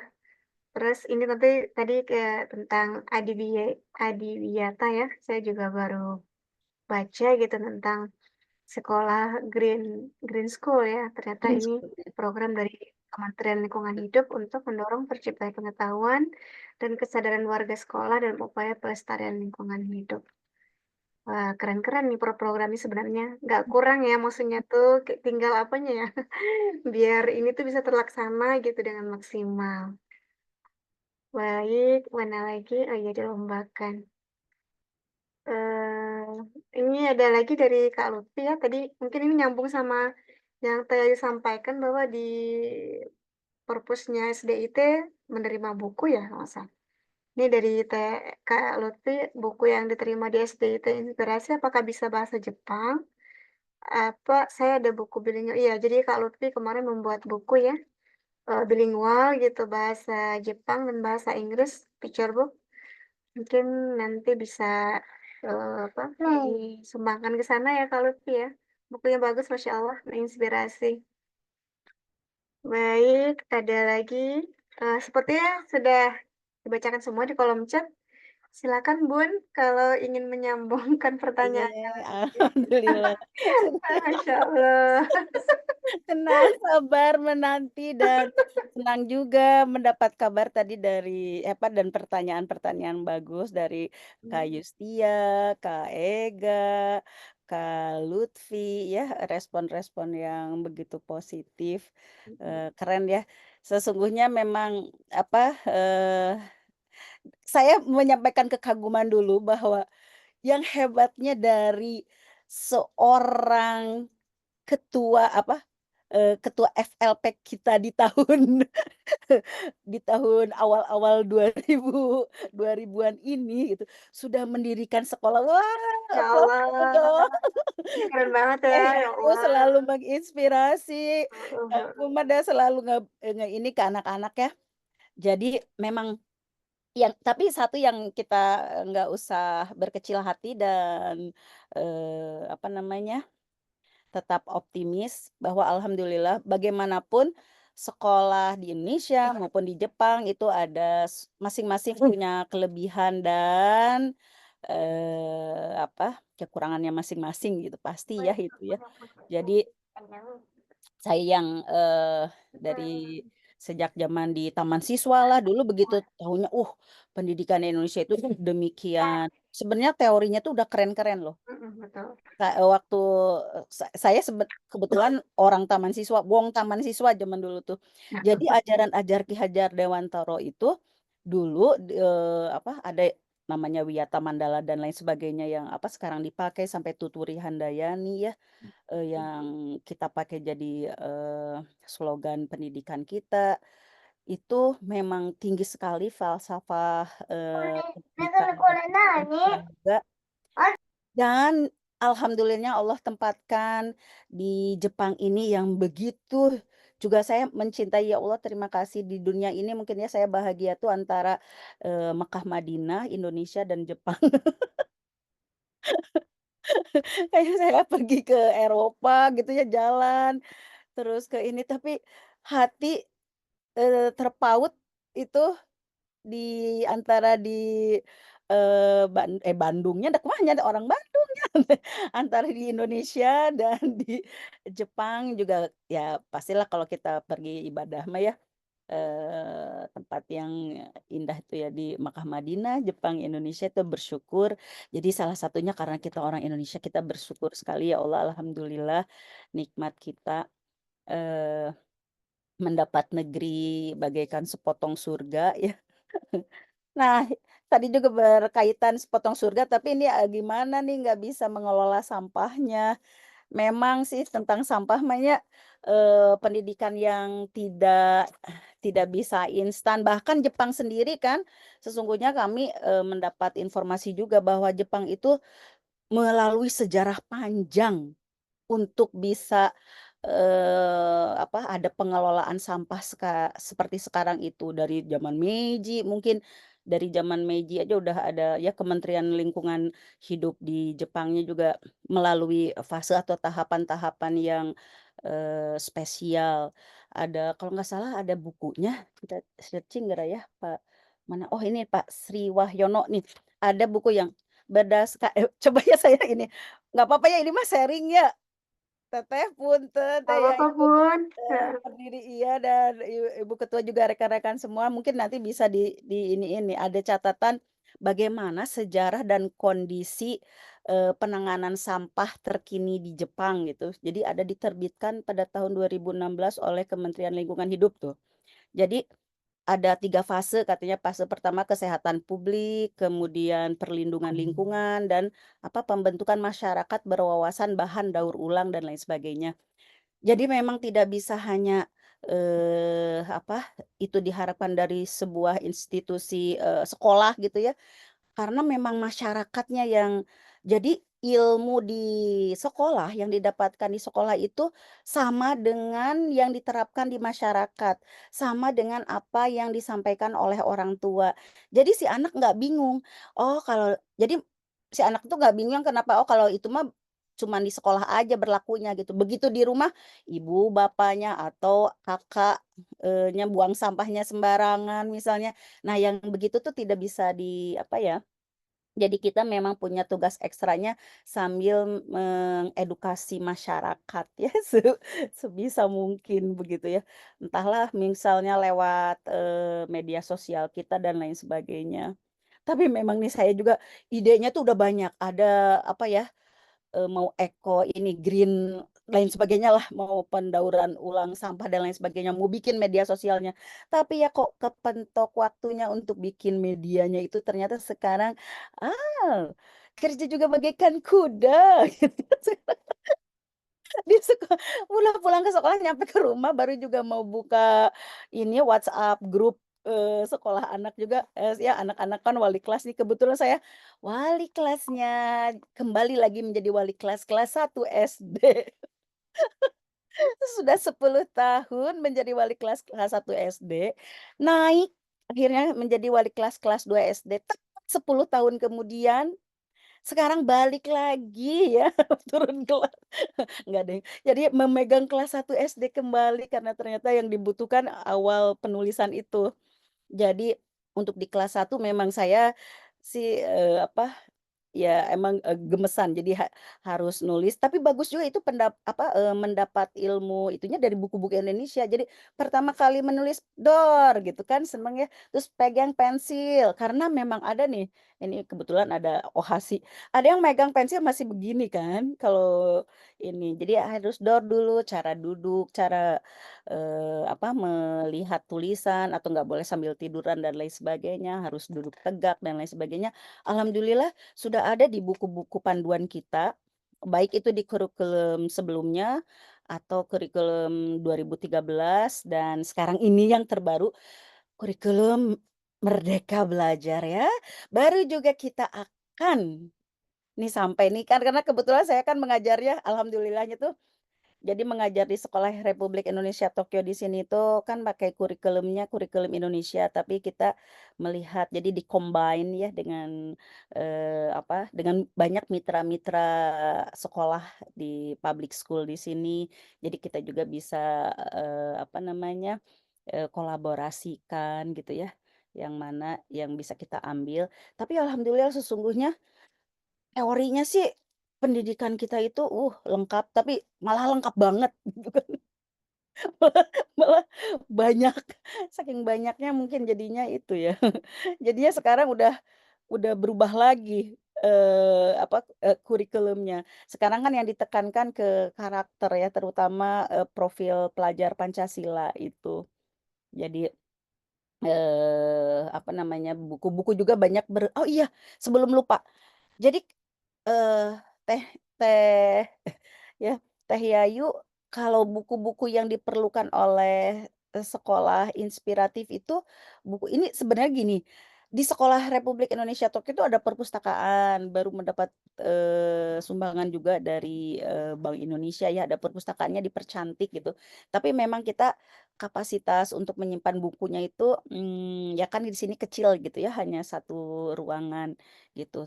Tapi itu juga udah alhamdulillah, tapi ya buku-buku banyak dibuang sekarang ada 1.000 buku mungkin, akan kami, buang 1.000 buku. Jadi nanti apa saya jadinya, nanti saya fotoin dulu. Tapi memang buku-buku pelajaran di tahun kurikulum 2000 sebelum kurikulum Merdeka, Belajar ini. sebelum kurmer ini. Jadi buku-buku pelajaran sebenarnya yang banyak dibuang, tapi memang misalnya kalau ada teman-teman yang memerlukan buku-buku kurikulum 12 yang sebenarnya masih baru, karena itu baru datang juga kan, belum sampai ya 1 tahun yang lalu atau 2 tahun lalu gitu.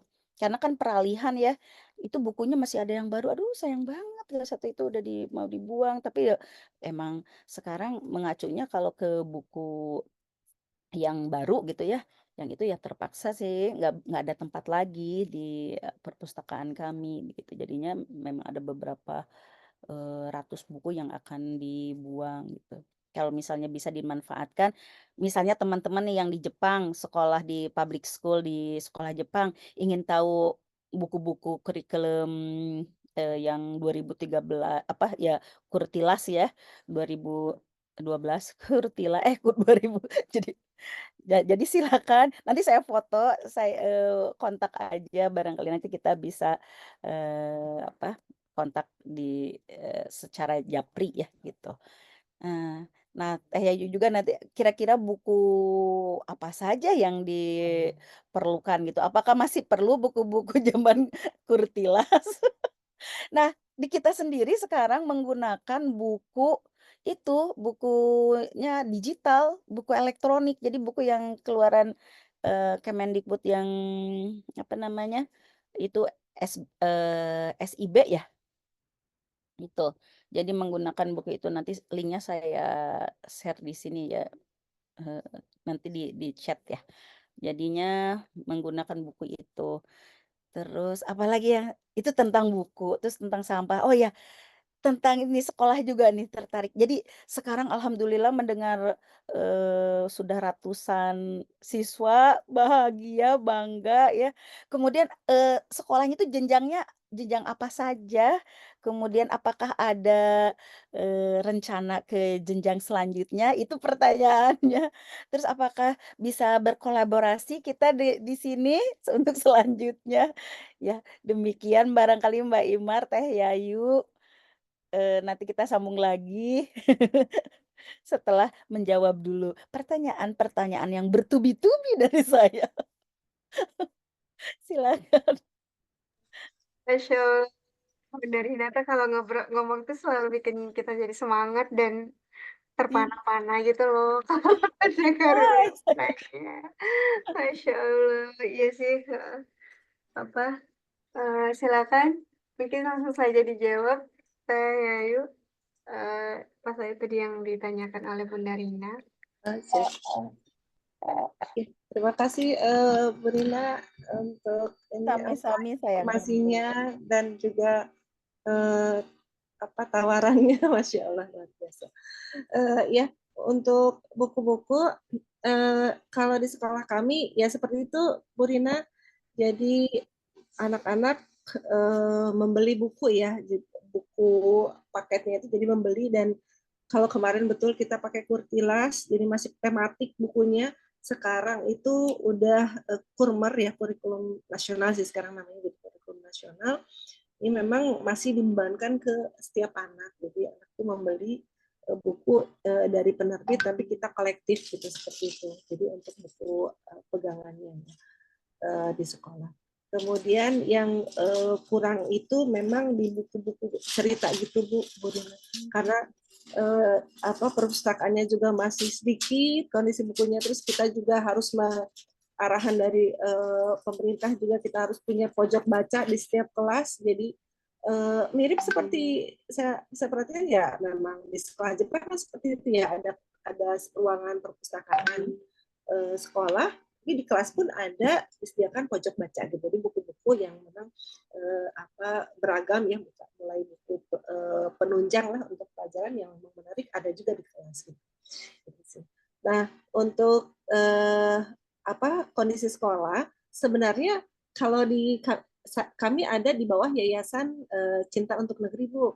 Cinta untuk Negeri itu sebenarnya ketika saya datang ke sana untuk memasukkan tadi cerita memasukkan anak, di sana tuh sudah ada SMP dan MA gitu. Oh. Nah, sudah ada SMP-nya dan MA-nya, dan itu basicnya awalnya pesantren gitu.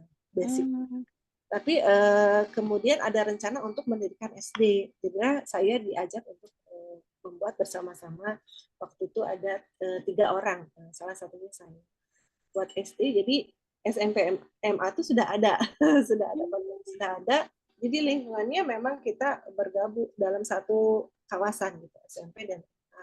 Walaupun untuk sisi jumlah sekarang SD-nya yang jauh berkembang, jadi udah 200-an, sementara SMP MA-nya lebih sedikit ya jumlahnya, karena memang basicnya pesantren. Pesantren. Apa yayasan apa tadi tuh? Cinta untuk Negeri, Bu. Masya Allah. Nah, yayasan Cinta untuk Negeri. Nah, tapi sekarang kemudian SMP dan MA-nya beralih jadi full day juga, gitu. Karena memang banyak keperluan, artinya masyarakat yang tinggal di sekitar pesantren itu sebenarnya menginginkan anaknya sekolah di sana, tapi kalau untuk pesantren ngapain ya, kan dekat gitu. Kan dekat, jadi ingin full day. Dan sekarang memang masih tetap dibuka yang pesantrennya, tapi yang full day-nya juga mulai ada kondisinya. Dan alhamdulillah untuk yayasan itu alhamdulillah kami yayasannya punya beberapa fasilitas yang menunjang ya, artinya lingkungan sekolah juga luas gitu, karena kami agak-agak bukan di kota besar ya, jadi agak ke pinggiran gitu, jadinya lingkungannya juga masih hijau gitu, banyak sawah gitu. Dan juga yayasannya punya sawah juga, punya vilanya juga ada, kolamnya ada. Masya Allah, Kan keren. pesantren ya. Itu Ya, tuh basicnya berarti di pesantren. daerah itu Bandung, kan saya juga asalnya mah orang Bandung Selatan, berhubung suami di Iya. Pasundan, jadi ya jadi Braga. Tapi Masya Allah. orang tua mah orang Kopo, orang Iya, itu Kabupaten Bandung. dekat Kopo. Jadi kita sebenarnya ya Kopo Telkom University lah, dekat ke ya Telkom University. Nanti kalau ke Bandung insya Allahnya mudah-mudahan bisa silaturahmi. Diantos. Iya, diantos. Nah, alhamdulillah kemarin ketika Bojong Soang, betul Bu, Bojong Soang. Bangga SD itu inspiratif Bu. Jadi, iya. ya, Sukses selalu, semoga senantiasa berkah, makin menginspirasi ya Teh Yayu. Amin, amin. Untuk kerjasamanya, wah saya senang sekali Bu Rina kalau bisa bekerja sama dengan ini SD Street ya, karena alhamdulillah kemarin juga ketika saya ke Miyatake Sogako dapat tawaran juga untuk kelas online, jadi kita bertemu virtual gitu ya? Ya virtual gitu ya, anak-anak di Jepang, kita di Indonesia, dan ini mendapat tawaran seperti itu. Alhamdulillah, mungkin nanti saya pulang saya langsung diskusi dengan kepala sekolah untuk bagaimana. Ya kadang-kadang kalau dari sekolah itu Indonesia suka ada yang mampir di sekolah Indonesia Tokyo gitu ya. Kalau itu mungkin kunjungan mereka ada karya wisata dan lain sebagainya. Kalau secara virtual pernah juga, tapi waktu itu saat pandemik banyaknya. Sekarang tapi oleh setelah pandemik, sekarang di sekolah Indonesia Tokyo dibuka kelas jarak jauh untuk area Indonesia Timur. Jadi yang sekolahnya di luar pulau Tokyo. Jadi banyak sekarang muridnya ada dari Fukuoka, itu apa namanya? Fukuoka, dari mana? Dari Osaka. Fukuoka juga ada, dan dari Korea dan Taiwan. Jadi dibukanya hanya untuk Asia ini ya. Untuk area Jepang, Korea, terus Taiwan. Muridnya sekarang ada di Taiwan juga yang online. Tapi untuk SMP, SMA ya. Kalau SD belum menerima jarak jauh. SD masih langsung online, offline kalau SD. Wah, ini Ibu, saya jadi teringat dulu saya juga aktif di Fahima, Bu. Masya Allah, Dan salah satu mimpinya adalah membuat sekolah online yang kerjasama dengan Street gitu, Bu. Karena kami kan tinggal jauh dari Tokyo. Ya, sekarang dibuka waktu itu diresmikan ya oleh KBRI juga. Jadi sekarang bisa jarak jauh untuk warga pokoknya seluruh warga Indonesia. ya, iya, karena kurikulumnya kurikulum Indonesia ya. Ada juga dulu itu dari Bangladesh dan Pakistan yang ingin ikut, tapi kita bilang ya sekolah kami walaupun sekolah internasional tapi mengambil kurikulumnya kurikulum Indonesia dan bukan jadi nggak bisa ini kan kebinekaan. Jadi kalau masalah agamanya juga ada apa namanya? Semua difasilitasi, ada yang siswa beragama Kristen juga, Hindu dan Buddha ya. Tapi yang memang paling banyak beragama Islam, Kristen juga ada kan, paling banyak agama Islam. Nah, jadi kalau khusus untuk keagamaan yang mau belajar agama itu ada setelah pulang sekolah itu kita ada madrasah itunya iya di Masjid Indonesia kan bersebelahan masih sama kompleknya. Jadi kalau setelah belajar di Serit, mereka ke masjid ikut madin. Itu khusus iya. Kalau untuk ini, tapi madin belum hafal ya apakah ada online-nya. Tapi kalau sekolah, insya Allah untuk SMP SMA ada yang online-nya, program online. Alhamdulillah. Iya, kayak juga berkat doa semua kali jadinya ini ya. Alhamdulillah ya Bisa ditunggu-tunggu. iya mendengar ini doa-doa orang-orang solehah dan soleh begitu kayak Yu dan ya saya lama tidak mendengar kabar kayak kayak ini saya ternyata sudah mendirikan sekolah bangganya bahagia rasanya jadi Diajak bisa teman. bisa menerapkan ya ilmunya karena apa ya Mbak Imar nih saya kalau di sekolah Indonesia nih selalu mengajarkan yang di awal pembelajaran itu selalu kan kebetulan saya juga guru bahasa Indonesia dari IKIP Bandung dulu mah jurusan bahasa dan sastra Indonesia sekarang UPI di rumah iya sekarang UPI tapi UPI teh universitas padahal IKIP gitu. Nah, jadi di awal pembelajaran selalu saya kasih mereka kesempatan membuat goal gitu ya. Apa yang mereka harus capai dalam satu semester ini atau 1 tahun ajaran ini. Bahkan 10 tahun yang akan datang kamu duduk seperti apa?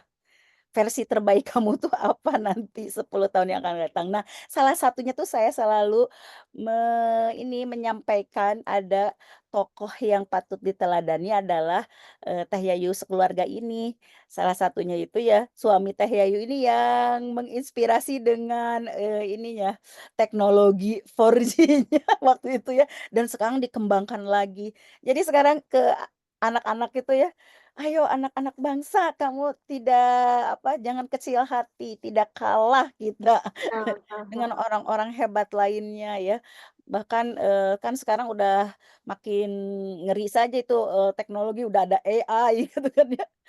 Tapi, insya Allah kalian, bisa lebih hebat lagi gitu ya, bisa menciptakan inovasi-inovasi baru lagi. Banyak, apa namanya, pemuda-pemuda bangsa kita juga yang hebat-hebat yang tidak kalah dengan iya, di Jepang sekalipun Pak Khairul ini orang hebat gitu kan, itu orang mana Pak Khairul teh? Orang Indonesia Masya Allah.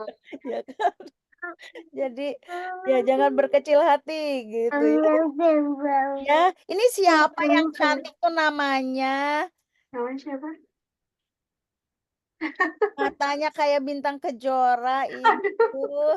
Iya, namanya siapa Onamae wa? Mitsuha, Bun. Itu Hacang, kawaii, kawaii kocang. Oh ya, terima kasih Mbak Ima Teh Yayu nuhun. Hai, Sudah Masya Allah. menyemangati. Benar Berkah ya ya, Barakallahu. Seru banget ya menyimak pemaparan dari Bunda Rina juga tentang macam-macam gitu. Masya Allah, kita tuh jadi senang banget dengarnya gitu. Banyak banget yang bisa kita ambil gitu tadi tentang sekolah Srit juga ya Bun ya. Apa, program-programnya juga. Terus tentang semangatnya Bunda Rina juga. Masya Allah ya luar biasa. Menginspirasi kita semua dan mudah-mudahan juga nanti bisa bekerja sama juga dengan Teh Ayu di Indonesia ya, semakin banyak program-program yang bisa dilaksanakan untuk memajukan pendidikan bangsa. Amin, amin. Amin, Allahumma amin. Jangan lupa Teh kita nanti ini IG-nya ya kalau ada. Ya pasti. Sama jangan lupa foto bersama. Oh, iya. Tadi mah soalnya di mobil gelap. Sekarang udah nyampe rumah. Baik. Ini udah jam 10 ya. Mungkin ini bakal jadi pertanyaan terakhir. Apakah ada lagi dari teman-teman yang ingin bertanya? Dari Budian, apakah masih stay di sana? Kak Ega atau Teh Teti juga, Kak Lutfi, dari Mbak Rahma atau Mbak Rini, silahkan. Sebelum kita akhiri, ini pertanyaan terakhir mungkin ya, karena udah jam 10 juga di Jepang. Ada? Tanya dikit aja deh, karena tadi nggak nyimak semua ya slide-nya. Kak Halo, Ega. Assalamualaikum. Waalaikumsalam. Teh Ayu, mohon maaf izin off video. Eh, Terima kasih banyak tadi sharingnya SDIT inspiratif. Saya baru tahu juga kalau Teh Ayu ternyata sudah mengelola sekolah juga ya di Indonesia ya. Semua yang pulang dari Jepang itu saya yakin sebenarnya punya idealisme ya. Karena kita mengalami pendidikan di sana buat anak-anak kita dan kita pasti pengen anak-anak kita juga di Indonesia dapat yang sekualitas itu gitu. Nah, alhamdulillahnya saya juga baru dari Maret kemarin back for good to Indonesia. Alhamdulillahnya saya juga ketemu di sini sekolah yang dikelola oleh alumni diaspora Jepang ya. Jadi dua-duanya ownernya itu beliau memang pernah di Jepang, di Kansai, dan kemudian pulang ke sini membangun sekolah.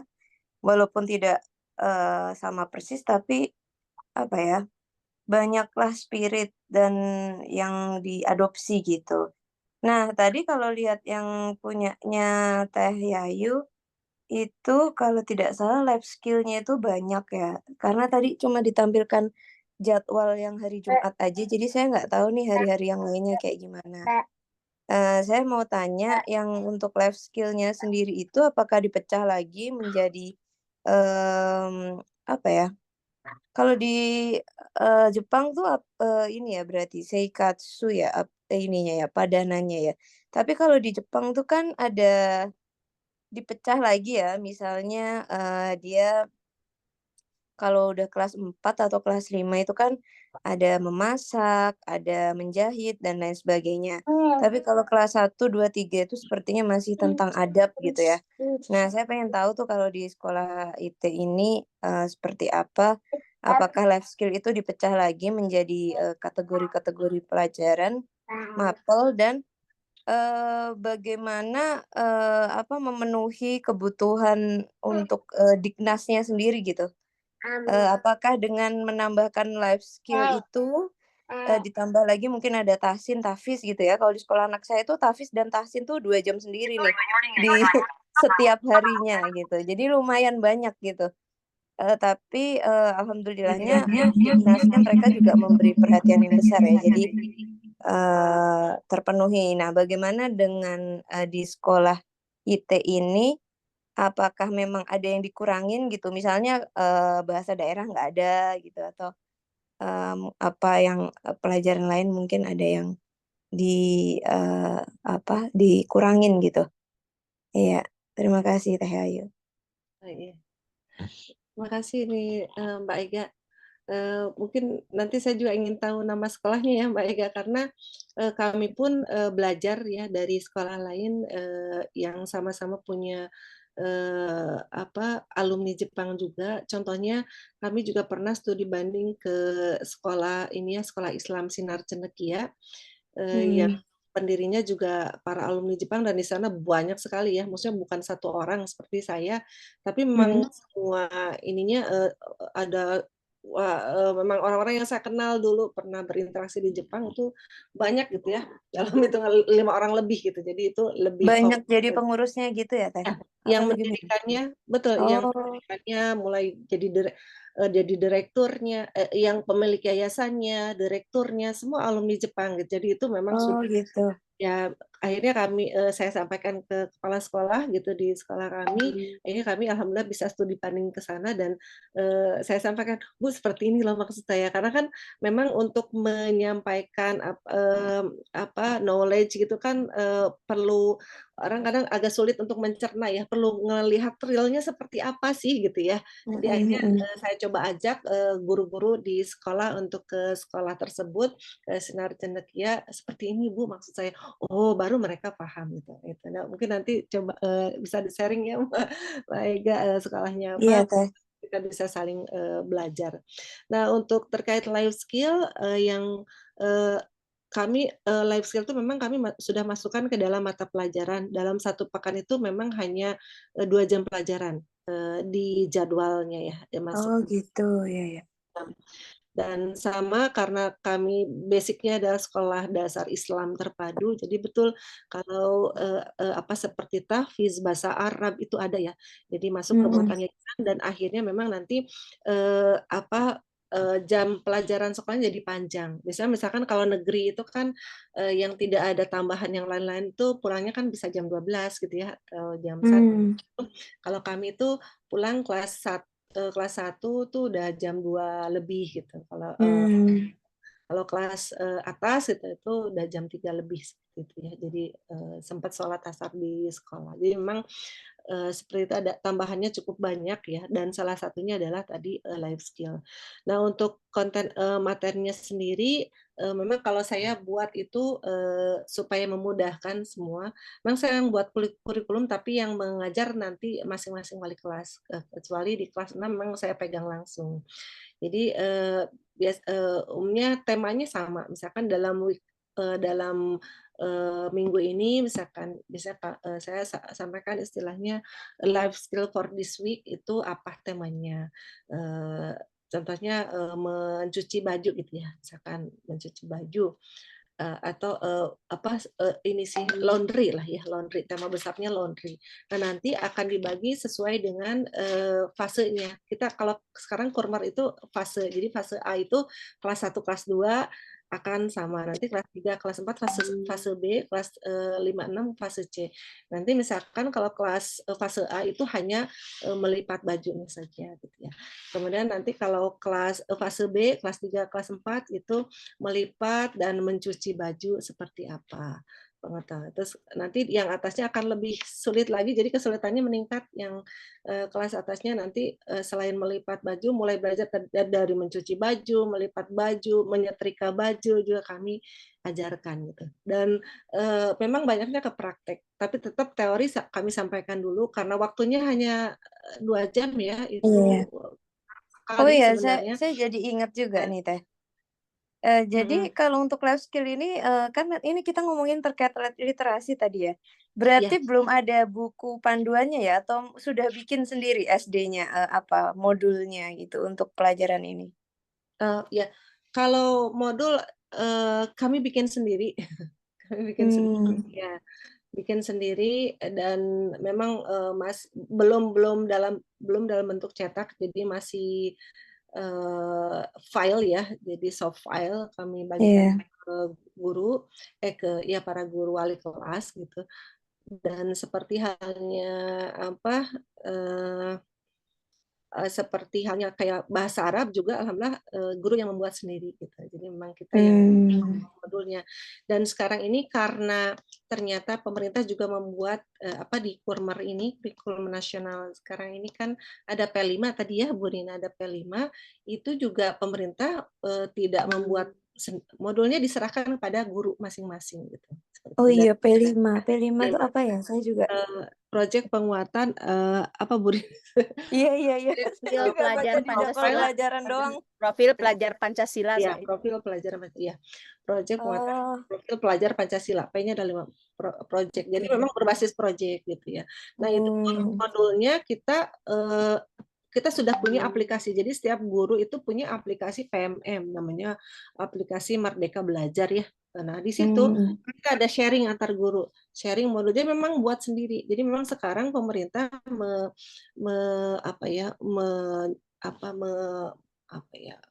guru itu diminta untuk kreatif untuk membuat modul sendiri gitu. Dan kita bisa sharing hasil modul kita di PMM itu, di aplikasi itu. Jadi kalau kita cari misalkan, kan tidak ada modul resmi dari pemerintah itu apa, itu nggak ada yang P5 itu. Jadi misalnya kita bikin, gurunya bikin, kita bisa upload di situ, kita bisa sharing ke seluruh guru di Indonesia gitu. Jadi ini ya mirip-mirip kayak dosen ya, kayak gimana ya? Bikin Iya nggak sih? Ininya jadi kayak tuntutannya tuh kayak bukan tuntutan tapi tuntutannya cukup spiritnya. lengkap. Ya, betul. Iya udah Cukup kayak lengkap Kak perguruan Ega tinggi. sampai Iya, jadi kayak kalau misalkan apa ya? Kalau dulu ini ya Bu kalau di dosen sih RPS ya. Ini kan CT ya Bu ya. CP gitu ya, capaian pembelajaran. Itu memang sekarang lebih diminta guru itu lebih kreatif untuk membuat sendiri, tapi memang dimudahkan dengan apa? Jadi pemerintah membuat contoh gitu ya. Contoh yang bisa langsung diadop oleh guru-guru, dan itu lewat PMM tadi, lewat aplikasi itu. Gitu. Jadi guru bisa mengakses, ini contohnya apa, secara garis besarnya seperti itu, nanti aplikasinya bisa masing-masing guru kreatif untuk membuat modul sendiri gitu. Baik, terima kasih Teh Yayu dan Mbak Ega. Kayaknya diskusinya nggak akan selesai sampai berganti. Iya ya. Iya ya, Ini saya udah makasih. balik pulang ke rumah. Beneran Mbak Ega, Mbak Lutfi, Teh Teti, juga Bu Rina juga nanti ini ya akan kita lanjutkan lagi ya Mbak Lutfi juga ya. Kita masih bisa nih, kita ngadain series ini ya, mungkin sebulan sekali atau 2 bulan sekali bisa tentang kabar literasi ini. Mungkin kita bisa live Instagram aja, lebih santai, rileks, dan apa ya, terbuka gitu ya. Kita, oh ada yang siapa nih, ada sekolah SD mana yang disebutkan tadi oleh Teh Yayu, boleh aja gitu ya. Mungkin beneran deh kalau generasi muda itu apa ya, kunci ya gitu, kunci masa depan sebuah negeri ya. Nanti harus kita butuh banyak pihak pendukungnya dan segala macam, termasuk Teh Yayu ini dan semua teman-teman di Indonesia, bahkan kita yang diaspora pun juga bisa berperan untuk itu. Teh Yayu, terima kasih sekali rawuhnya. Terus saya juga senang sekali, bahagia menjamu dengan apa adanya di Kanazawa gitu ya. Insya Allah berjumpa lagi, berkah ilmunya. Insya Allah ini ya menjadi amal jariah yang tidak terputus kebaikannya. Nanti teman-teman jangan khawatir, Mbak Ega juga jangan khawatir, nanti kita adakan live lagi. Kan Bunda Rina juga udah siap itu, Teh Teti juga udah siap. Kita sampai ujung acara dulu ya. Kak Imar sudah, kasihan, kayaknya udah bayinya udah menunggu.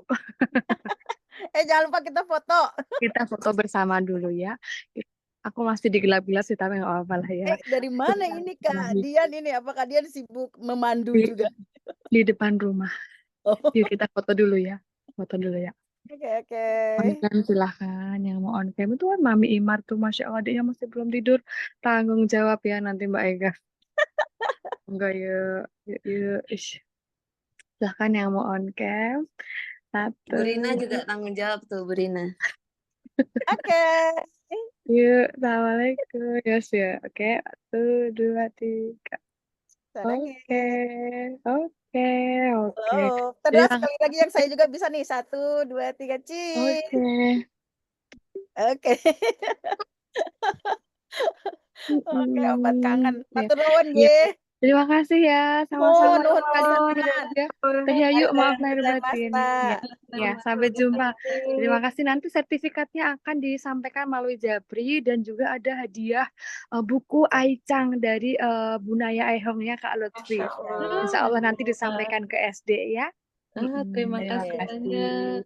Mari Terima kita kasih. Yuk, jangan lupa mari ditutup tutup ya. pakai iya Kita tutup kafaratul ya. doa Kafaratul majlis bun. Ayo bun. majlis. Subhanakallahumma asyhadu an Wa la ilaha illa anta bihamdika asyhadu an la astaghfiruka wa ilaha atubu illa ilaik. anta Assalamualaikum. astaghfiruka. Waalaikumsalam Waalaikumsalam warahmatullahi wabarakatuh. Pamit warahmatullahi ya. wabarakatuh. Sampai ketemu Ya, lagi. barakallah. Yuk. Masya Allah, alhamdulillah ya.